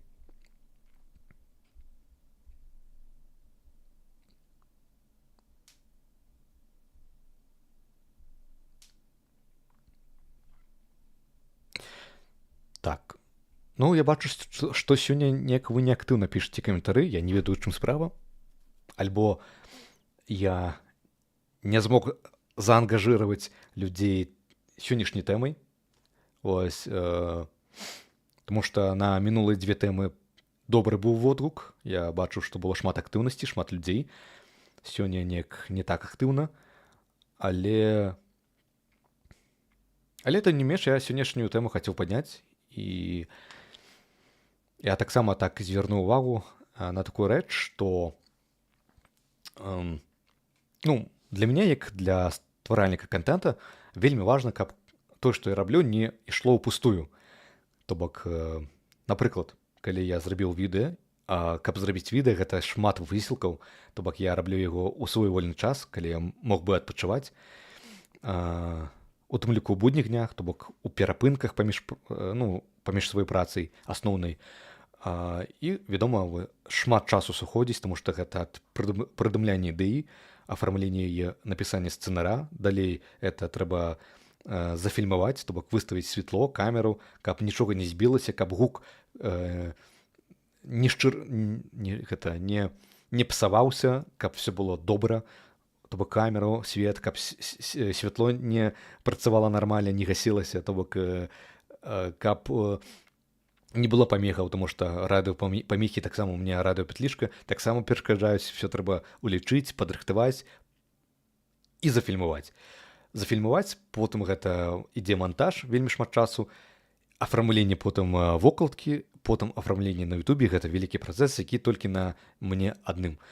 І я вельмі хачу, каб калі я прарабіў такую велічезную працу, каб яно не пайшло ўпустую, каб былі прагляды.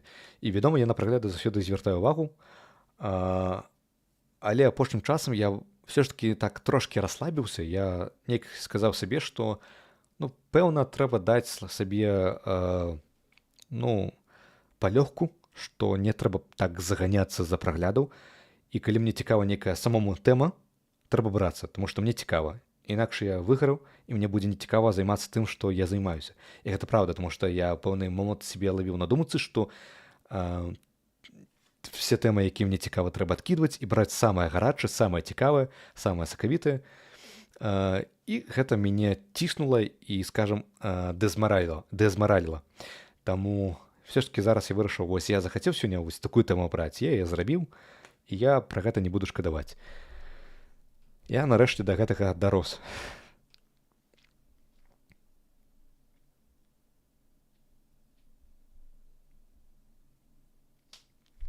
Багато уніяців є в Білорусі зараз?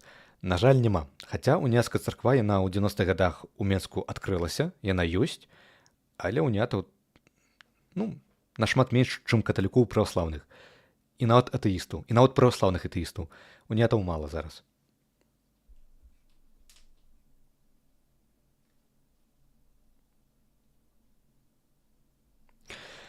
Тэма вельмі цікавая, але адчуваў сябе дурным з-за таго, што несвядомы з гісторыі.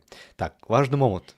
Ніколі не называйце сябе дурнымі, таму што, па-першае, гэта не аб'ектыўная ацэнка, таму што аб'ектыўна можна сказаць, што не ведаю, я не да канца разабраўся з тэмай, у мяне бракуе ведаў, я не ведаю пэўнай інфармацыі. Так, ведаеце, назваць сябе дурным гэта такая сабе рэч, таму не называйце сябе дурным, тупым, несвядомым. Просто, вы не ведаеце тую інфармацыю, якую я ведаю. Зато, можа быць, хутчэй за ўсяго вы ведаеце, калі браць іншае жыццё, вы ў чымсьці разбіраецеся нашмат лепш, чым я. Таму у чымсьці вы лепш разбіраецеся, чым я. Вось я ў гэтым больш скіраваны, таму што я гісторыю абажаю, для мяне гэта такое, як хобі. Калі все іншыя людзі чытаюць кнігі, нейкія раманы, нейкія бестселлеры, хтосьці нешта адукацыйнае, я чытаю па гісторыі. І зараз, так як я жыву ў Польшчы, чытаеш і купляю часопісы па польскай гісторыі, таму што я без гісторыі жыць не магу. Гэта моё хобі. Вось. Інфармацыя заўсёды ў маёй галаве так шмат, што і хочацца дзеліцца. І таму, дарэчы, так і ўзнікла ідэя такіх трансляцыяў, тому што, зноўку, калі я ўвесь час начытаю, і мне заўсёды крыўдна, што калі я штосьці прачытаў цікавае, я гэта забываю, і мне заўсёды крыўдна, што я гэту інфармацыю нікуды не падзеў.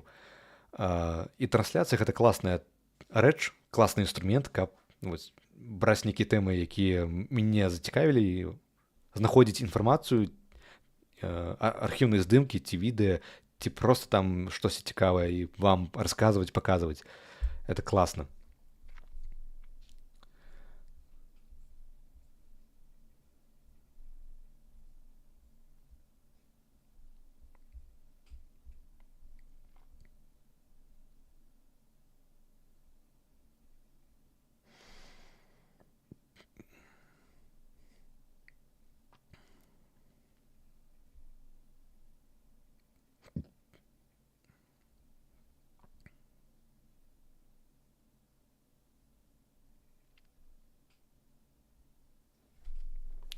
Шведрыгайла пытае, чому беларуская рэвалюцыя праграла ў 2020 году. Ну сёння, дарэчы, я ўжо раскараваў гэтую тэму. У пачатку трансляцыі ўвогуле яна была прысвечана, то бок тэме барацьбы за свабоду, я, дарэчы, гэта раскрываў. Калі коротка, таму што не было арганізацыі, я сёння агучваў, што у паўстаннях Касцюшкі, Каліноўскага былі структуры. І ў гэтых структурах былі вельмі дасведчаныя людзі, якія ўжо нават былі у баях загартаваныя. Сам Касцюшка прымаў удзел у баях у ЗША, вядома, не на полі боя, як там афіцэр ці шараговец. Ён будаваў абарончыя умацаванні. Але гэта таксама вельмі важная рэч і вельмі круты досвед, які яму спатрэбіўся, і ўжо тут ён на полі боя сябе праявіў.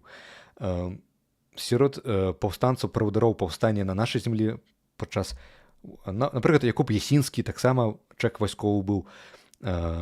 Сярод правадыроў паўстання падчас Каліноўскага, паўстання Каліноўскага таксама там былі людзі вайсковыя, напрыклад, Серакоўскі і іншыя. То бок была структура, была арганізацыя. Вось ёсць канкрэтная арганізацыя, свае аддзелы, паміж імі ёсць сувязь, і ў іх ёсць вельмі дакладныя мэты і задачы. Гэта тое, што павышае поспех. Ён не дае 100% поспех, але ён павышае. Далей гэта спрыяльныя умовы, тому што спрыяльныя умовы таксама патрэбныя. То бок я сёння ўжо расказваў, чаму польская дзяржаўнасць магла абараніцца. Таму што акрамя арганізацыі, якая ў іх была, палякі малайчынкі вялікія, яны самаарганізоўваліся, у іх быў вялікі імпэт, але гэтага недастаткова, таму што іх войска дазволіла Францыя, я сёння расказваў і паказваў сёння на прыкладзе польскай вікіпедыі, што Францыя дазволіла легітымна на тэрыторыі Францыі правесці мабілізацыю палякаў у польскую армію. Яна іх падрыхтавала і пераправіла ў Францыю. У Польшчу. Это 70 000 людзей. 70 000 шыхтоў, ваяроў. Это вельмі шмат. І гэта ключавое, гэта спрыяльныя умовы. Вялікая Брытанія дапамагала вельмі. Латвіі, Літве, Польшчы, розным узбраеннем, рыштункам, лекамі, правізіяй, тэхнікай, самае рознае. Чым магла, тым дапамагала. То бок спрыяльныя умовы. Прыгадаем салідарнасць польскую. Я таксама хочу падрыхтаваць выпуск пра салідарнасць, як яны перамаглі. Там вялікая поспех у тым, што самі людзі самаарганізоўваліся. У іх быў падпольны сам выдат. Это вельмі класная гісторыя, як яны падпольна выдавалі, тому што у Польшчы было ўведзенае вайсковае становішча, ваеннае становішча, і там былі забойствы, людзей забівалі, катавалі, але сам жа польскі ўрад, ён даў слабіну. То бок ён даў слабіну, і ў выніку прадстаўнікі салідарнасці змаглі прайсці ва ўрад, выбрацца. Яны прайшлі ва ўрад, і з гэтага моманту пачалася дэмакратызацыя і шлях Польшчы да еўрапейскага звязу. То бок гэта ўсё спрыяльныя умовы. І тут можна, бясконца там спрачацца, разважаць, на мою думку, вось гэта моя прыватная думка, чаму там так адбылося. Таму што хутчэй з усяго той польскі ўрад, ён, мне здаецца, быў такі чыннік, які паплываў на такі сыход сітуацыі. Яны ж не зактавалі до конца польскую салідарнасць, не пачалі масава вынішчаць, знішчаць, забіваць прям масава, расстрэльваць. Яны далі слабіну і прапусцілі салідарнасць, празніку салідарнасці ў польскі ўрад. Я ўпэўнены, калі б там быў хтосьці кшталту Лукашэнкі, нічога б не атрымалася.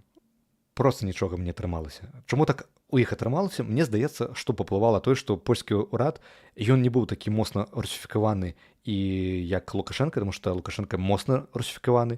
Все ж таки ў польскім радзе гэта былі палякі, якія размаўлялі на польскай мове, якія шанавалі свае сімвалы, польскі сцяг, польскага арла. Ён не забараняўся. Яны шанавалі польскую гісторыю, і гэта все польскія камуністы. У нас адваротная сітуацыя, у нас поўнасцю антынацыянальны ўрад, то бок Лукашенко, які не шануе сваю гісторыю, не шануе беларускую мову і не размаўляе ў ёй, не шануе беларускія сімвалы, зусім у рознай сітуацыі.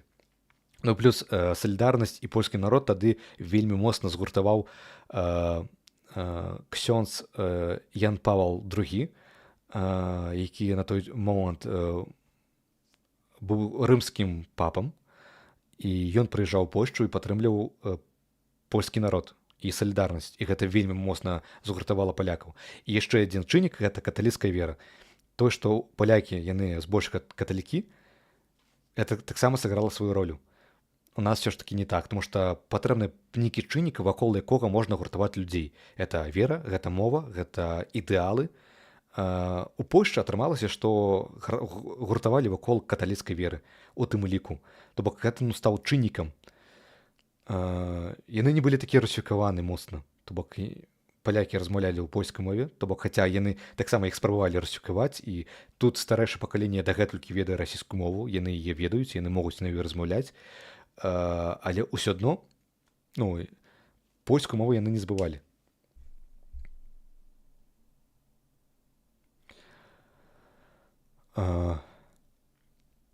Вы жадаеце сказаць, што польскі ўрад не быў такі крыважэрны?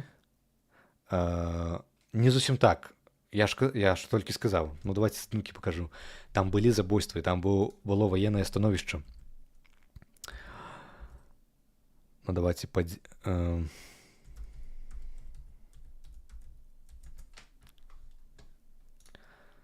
Прычым салідарнасць, яно ўзнікла пазней.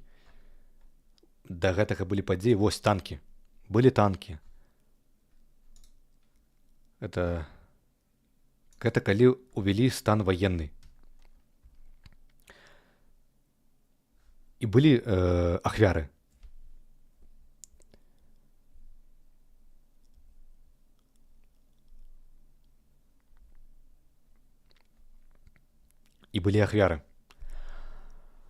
Але як факт, у выніку зрэшты, як я ўжо сказаў, там гэта спрацавала.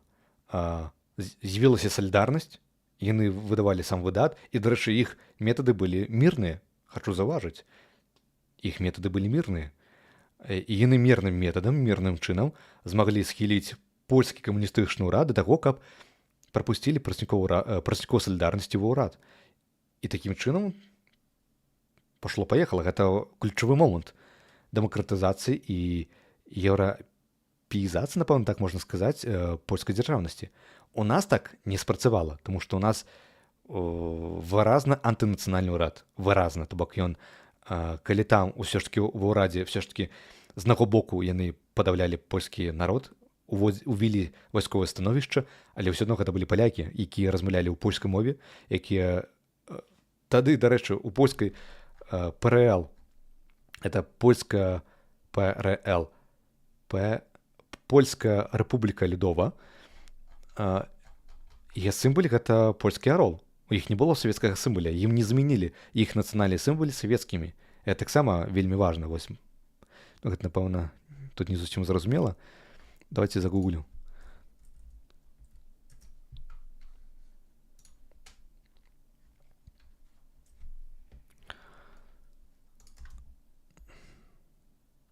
Так, я забыў, як будзе польскую сімвалі. Можа, флага?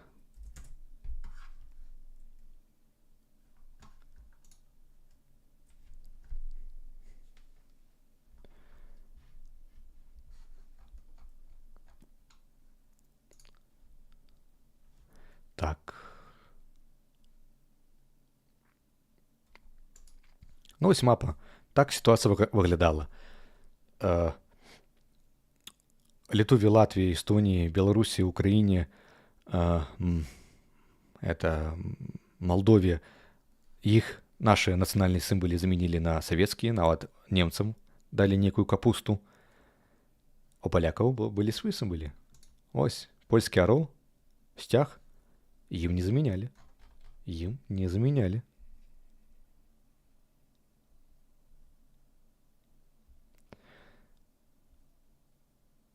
Ну вось, спадар Марыуш, дарэчы, вельмі цешуся, што ў чаце ёсць, акрамя беларусаў, украінцы і палякі, вельмі цешуся. Cześć Mariusz. Mariusz pisze: Prawidłowe wnioski odnośnie Solidarności. Dodatkowo stan wojenny zmobilizował Polaków do oporu. Cały kraj stanął w strajkach. Так, так. То бок гэта таксама спрацавала, былі страйкі, і быў мірны пратэст. То бок быў мірны пратэст. І ў іх гэта спрацавала. Таму тут таксама з гэтага можна зрабіць вынятак, не вынятак, з гэтага можна зрабіць выснову, што нельга зусім так,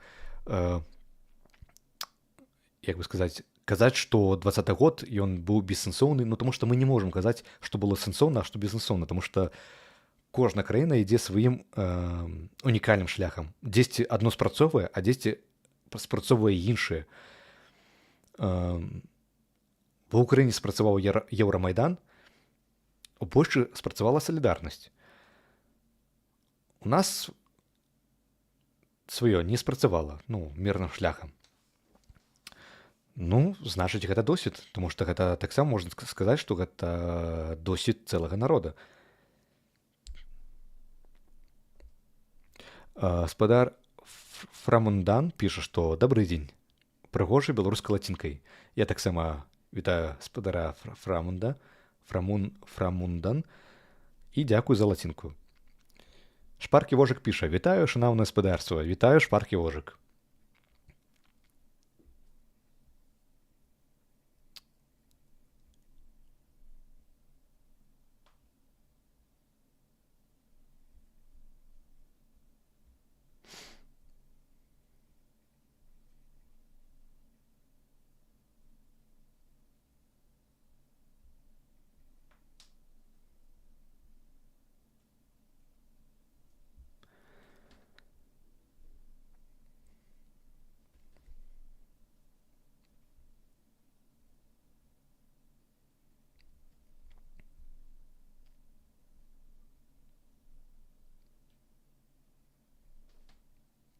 Так, мне запыталі, а ці салідарнасць пад ПіС цяпер? Хто не ведае кантэксту, ПіС гэта была паноўная партыя, якая панавала да апошніх выбараў у Польшчы. Зараз улада змянілася, ПіС ужо тут не пануе, але вось тут я не буду даваць адказ свой, тому што я тут мне бракуе інфармацыі, не раскрыю гэту тэму. Я адпраўлю вас да польскага, не так, да беларусаў, якія робяць падкаст пра Польшчу. Я бы вам нават паказаў. Так, дзе у мяне адкрыты YouTube? Давайте вось так пакажу. Зроблена ў Польшчы. Вось гэты канал. Мне не шкада зрабіць ім рэкламу дармовую. Яны робяць пра Польшчу, расказваюць пра розныя палітычныя плыні. Калі ласка, калі вам цікава тэма Польшчы, то я адпраўляю вас да іх. Таму, калі цікава, вось. Ужо, ведаеце, ужо традыцыйна кагосьці вам раю. Мінулым разам я вам параіў пан Літоўскага, які робіць пра беларускую мову. Цяпер раблю рэкламу дармовую пра зроблена ў Польшчы. На здароўе, каму цікава. Так, давайте штосьці весялей адкрыю. Калі адкрыю.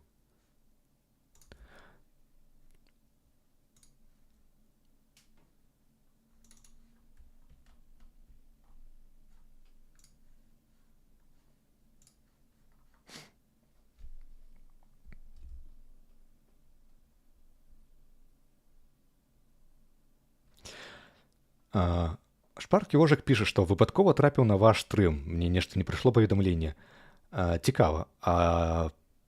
Шпаркі Ожак, а ці вы ставілі апавяшчэнне?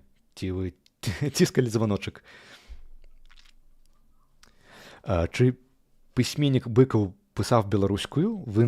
Він заборонений в Білорусі? Чи пан Шляхтич читав його? Василь Быкаў пісаў у беларускай мове. Так, ён пісаў у беларускай.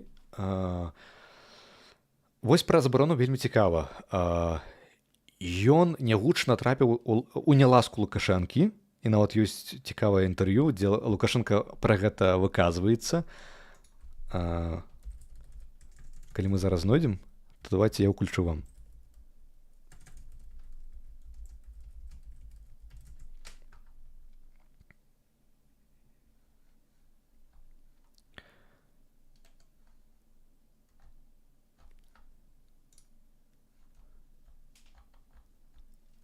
Так.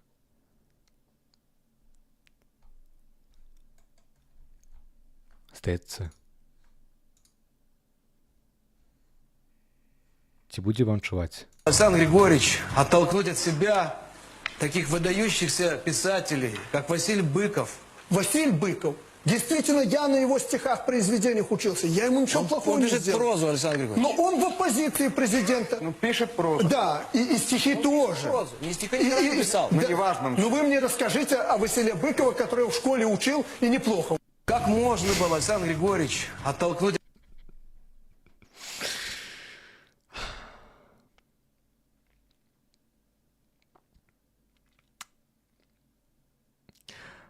Вось яно.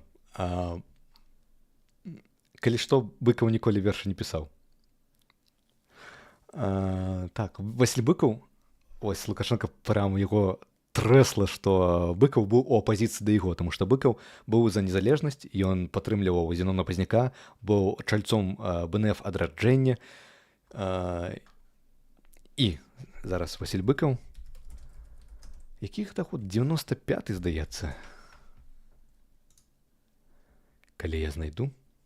Так, ён выдаваў артыкулы кшталты «Краінай кіруе хунта». Ён выказваўся пра Лукашэнку. Вось Василь Быкаў у офісе БНФ адраджэння.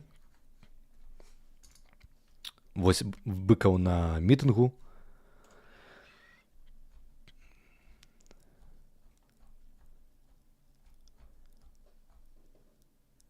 Так.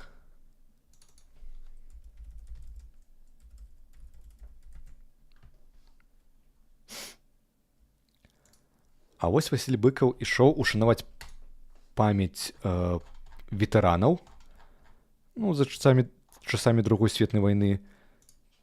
Ён ішоў ушаноўваць памяць да плошчы Перамогі пад беларускім сцягам. І яго не пусцілі. Яго не пусцілі, дарэчы, гэта яшчэ да Лукашэнкі. То бок, вось так ён у горле сидзеў і ў Лукашэнкі, і у Кібіча, і ўсіх вось гэтых прарасійскіх камуністычных, пракамуністычных урадоўцаў.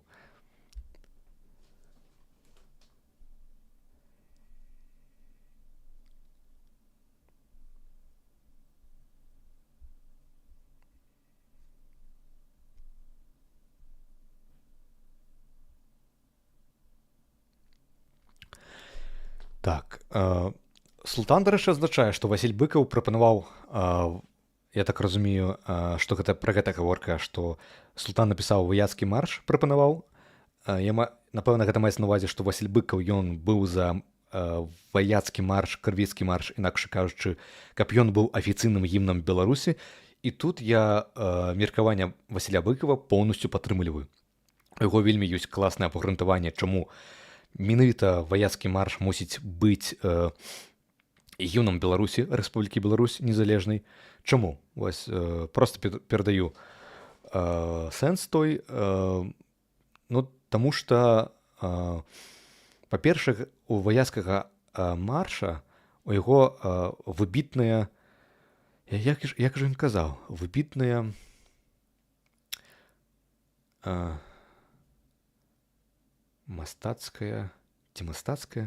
выбітная мастацкая Ось слухайте, вылетело з галавы, толькі што трымаў і забыў. Ладно. Ну там дакладна быў сэнс пра тое, што пра пераемнасць, каб паказаць пераемнасць паміж БНР і Рэспублікай Беларусю, каб не было пераемнасцю паміж Беларусю і савецкай Беларусю, тому што это, ну, такое сабе, тому што калі мы захоўваем гімн савецкай Беларусі, сімвалы савецкай Беларусі, ну, мы паказваем, што Рэспубліка Беларусь бярэ свае вытокі, карані ад савецкай рэспублікі, а савецкая рэспубліка не з'яўляецца беларускай. Чаму? Таму што калі БНР абвясцілі, па-перша, быў першы усебеларускі з'езд, які я сказаў, найпрадстаўнейшы за всю гісторыю Беларусі, таму што з'ехаліся дэлегаты з усёй этнічнай тэрыторыі раселення беларусаў, нават са Смаленшчыны, Віленшчыны, Беластотчыны, гэта тыя тэрыторыі, якіх сёння няма у складзе Рэспублікі Беларусь, але з гэтых тэрыторыяў у тым ліку прыязджалі дэлегаты, іх было вельмі шмат. І далей, як вынік, утварылася Рада БНР і абвясціла беларускую дзяржаўнасць, першую уласна беларускую дзяржаўнасць. Я падкрэслюю, што уласна беларускую дзяржаўнасць. Гэта было прага, то бок рашэнне саміх беларусаў, то бок гэта іх воля была стварыць сваю рэспубліку, сваю дзяржаўнасць. А савецкую рэспубліку, як яна ўтварылася? Ну, як бы прыйшлі чужынцы, чужынская камуністычная бальшавіцкая атрады, занялі нашу тэрыторыю і паўтваралі камуністычныя ўрады. Тут, ну, як, нават не ўрада, а гэта адміністрацыя, як гэта правільна назваць. Ну, хіба гэта наш ўрад, калі іншая чужынская армія прыходзіць на нашу тэрыторыю і ўсталёўвае тут сваю ўладу. Хоць і сфармаваную, дарэчы, у пачатку, як бы фармавалі, калі была гэтак званая беларусізацыя, з беларусаў фармавалі. Ну, як бы гэта, ведаеце, гэта больш нагадвае, як акупацыю, калі акупавалі тэрыторыю і з мясцовых людзей сфармавалі сваю ўладу. Это так выглядае. І як бы вельмі кепска, што ў нас сённяшні, ну, нават не сёння, сёння зразумела, а яшчэ тады, у 91-м годзе, 94-м годзе, як бы перамог гімн савецкі. Гэта вельмі кепска, таму што гэта паказвае на пераемнасць, ну, гэта парушае вось гэтую дзяржаўную пераемнасць. Это вельмі кепска. Гэта, скажем так, псуе дзяржаўнае будаўніцтва, таму што это все вельмі важна. Таму што нават, як я вам казаў, у пазамінулай трансляцыі, Зенон Пазняк, дарэчы, вось ён выглядавае, ён прапаноўваў нават у Канстытуцыю дадаць Беларусі, Рэспублікі Беларусь, прэамбулу, што Рэспубліка Беларусь бярэ свае вытокі з Беларускай Народнай Рэспублікі і з Вялікага княства Літоўскага. Это вельмі важна.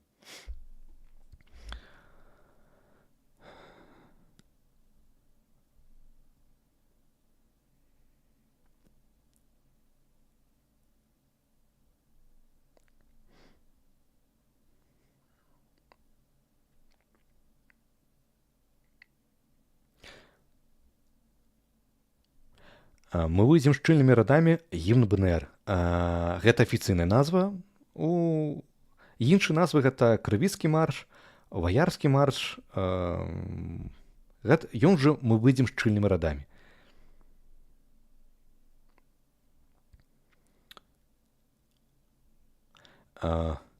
Юзер піша, што шкада, што не паспеў на пачатак, але тады пайшоў глядзець спачатку. Ну то вітаю спадара юзера і зычу добрага, прыемнага прагляду. Марыуш піша, яко гімн не лепша пагоня. Ведаеце, мне пагоня падабаецца, но яна больш лірычная. Пагоня гучыць, пагоня класная. Яна такая, ведаеце, у ёй вельмі шмат такой класнай энергіі. Але ўсё ж такі я, прыхільнік не за лірычнасць, не за тое, што чым прыгажэй, тым лепш. Хаця пагоня гэта самы прыгожы гімн, які ў нас ёсць увогуле у культуры нашай, я так лічу. Таму што можна ўвогуле прыгадаць гімну Вялікага княства Літоўскага, Святая Багародзіца. Але менавіта мы выйдзем шчыльнымі радамі, гэта пераемнасць, гэта дзяржаўная пераемнасць. Я лічу, што яна мусіць захоўвацца, каб все было як мае быць, таму што гэта все традыцыі. Вось традыцыі мусіць захоўвацца, таму што калі мы не захоўваем традыцыі, мы сябе губляем. Гэта моя прыватная думка.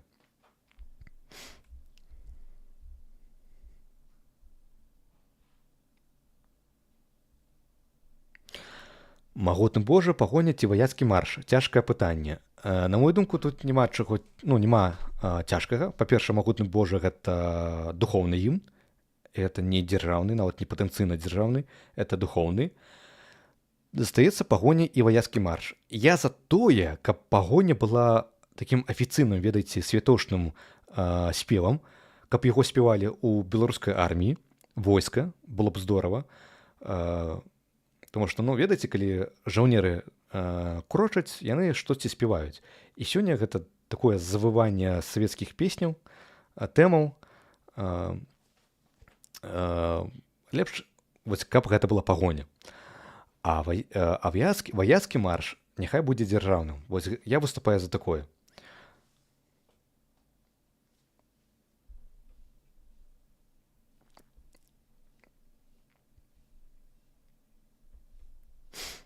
Хаця зноўку, тут я таксама дадам рэмарку, што калі пагоня будзе лідзіраваць у будучыні як дзяржаўны гімн, што хутчэй будзе ісці да таго, што ён стане дзяржаўным, і гэта таксама падтрымліваю, тому што пагоня класная, яна энергічная, у ёй вельмі шмат энергіі. Я лічу, што яна болей энергічная, чым мы выйдзем шчыльнымі радамі. А чаму магутны Божа не можа быць дзяржаўным? Таму што ён духоўны. Гэта вялікая розніца, таму што ён духоўны, ён ствараўся для іншых мэтаў. Яго можна паспяваць як духоўны, як штосьці рэлігіёзнае. Это не дзяржаўнае.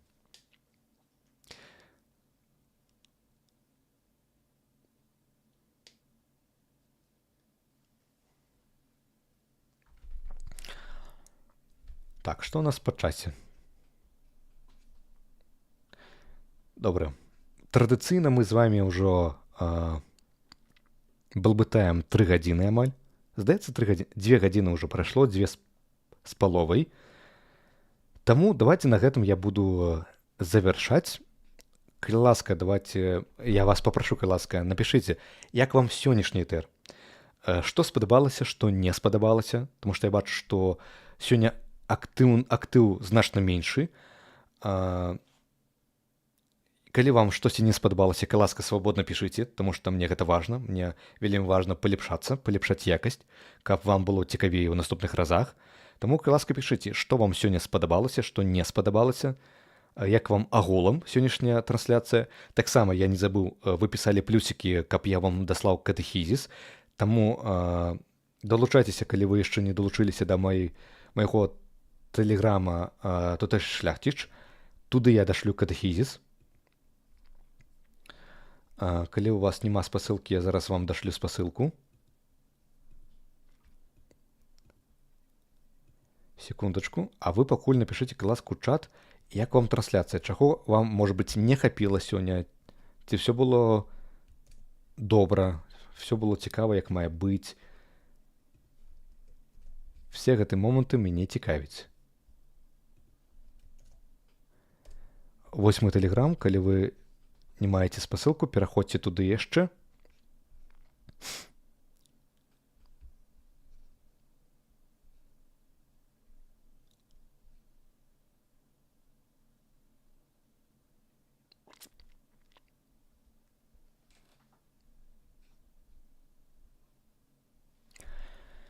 Так, Джон піша, што панове, паслухайце гімны іншых краін, там няма лірыкі. Гэта таксама рацыя. То бок,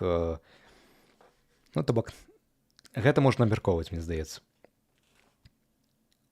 Так, добра, чытаю вашы водгукі. Файна, вы атрымліваеце ордэн пагоні за гэты стрым. Паважна, дзякуй. Так, усё супер, пасядзім яшчэ. Дзякуй за азнаку, але мы ўжо завяршаем, таму зноўку, калі вы не глядзелі мінулыя трансляцыі, паглядзіце іх, паглядзіце выпускі, і праз тыдзень мы з вами сустрэнемся, тому што будзе наступная трансляцыя. Праз тыдзень я што-нибудь яшчэ для вас прыдумаю, альбо будзе размоўная трансляцыя, альбо мы штосьці паробім. Таму праз тыдзень я вас чакаю. Дужа цікава, дзякуй спадарства. Таксама дзякую. Дзякую, усё спадабалася. Дзякую за стрым, спадабалася ўсё. Мала пакамунікавалі. Ну, то, спадар Амадэй, вы позна далучыліся. Прыходзьце яшчэ раз праз тыдзень і прыходзьце адразу. Таму у мяне зараз традыцыйна заўсёды трансляцыі 21:30 па беларускаму часу, паводле беларускага часу. Вы ведаеце, дзе мяне шукаць, вы ведаеце, у які час мяне шукаць, таму прыходзьце, і мы з вами паразмаўляем на наступнай трансляцыі. Дарэчы, не здзіўляйцеся, што я гляджу туды, таму што я тут разрываюся. Камера тут, а каментары я бачу там. Так.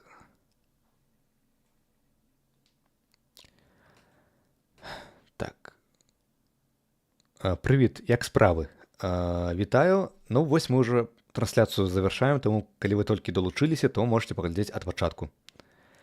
На жаль, патрапіў толькі на канчаткі. Ну, альбо прапаную вам паглядзець зараз гэтую трансляцыю ад пачатку, альбо запрашаю на наступную.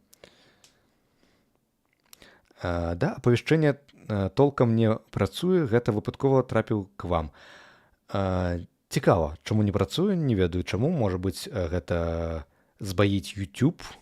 Ну то тады я вас запрашаю да майго тэлеграма ці да супольнасці. Дарэчы, на Ютубе ёсць супольнасць, я там таксама пошчу анонсы. Сёння, праўда, я анонс позна апублікаваў, напэўна, мне трэба рабіць гэта ад рання. Ну, наступны раз, напэўна, я раней вам апублікую супольнасць, каб вы загадзя пабачылі. Калі наступная трансляцыя? Вось толькі што расказаў, што наступная субота, зараз кожная субота, што суботу 21:30 паводле беларускага часу і 20:30 паводле польскага, чэшскага і 22:30 гэта паводле Сакартвэла. Добра. Калі все напісалі все, што хацелі, я на гэтым вам шчыра дзякую. Я вельмі спадзяюся, што сённяшняя трансляцыя для вас была цікавая і карысная, таму што я насамрэч заўсёды хвалююся, калі раблю гэтыя трансляцыі, таму што калі я ствараю выпускі, у меня вельмі шмат часу, каб знайсці крыніцы, знайсці інфармацыю, выпісаць штосьці альбо пераасэнсаваць, падрыхтаваць, потым 100 000 разоў перачытаць, калі я ўжо свой сцэнар напісаў. І потым яшчэ раз 1000 разоў перачытаць, потым, калі я агучваю падчас запісу відэа на камеру, я бывае нават падчас запісу нешта выпраўляю, тому што я разумею, нешта не то я кажу. А падчас трансляцыі гэта цяжка ўсё рабіць, таму што я магу забываць інфармацыю, блытацца, таму вельмі хвалююся, але вельмі хачу, каб было вам цікава, вельмі змястоўна, карысна. Ну, тож, яшчэ раз дзякуй, тож пабачымся праз тыдзень. Жыве Беларусь, слава Украіне, нех жые польска і дабраныч.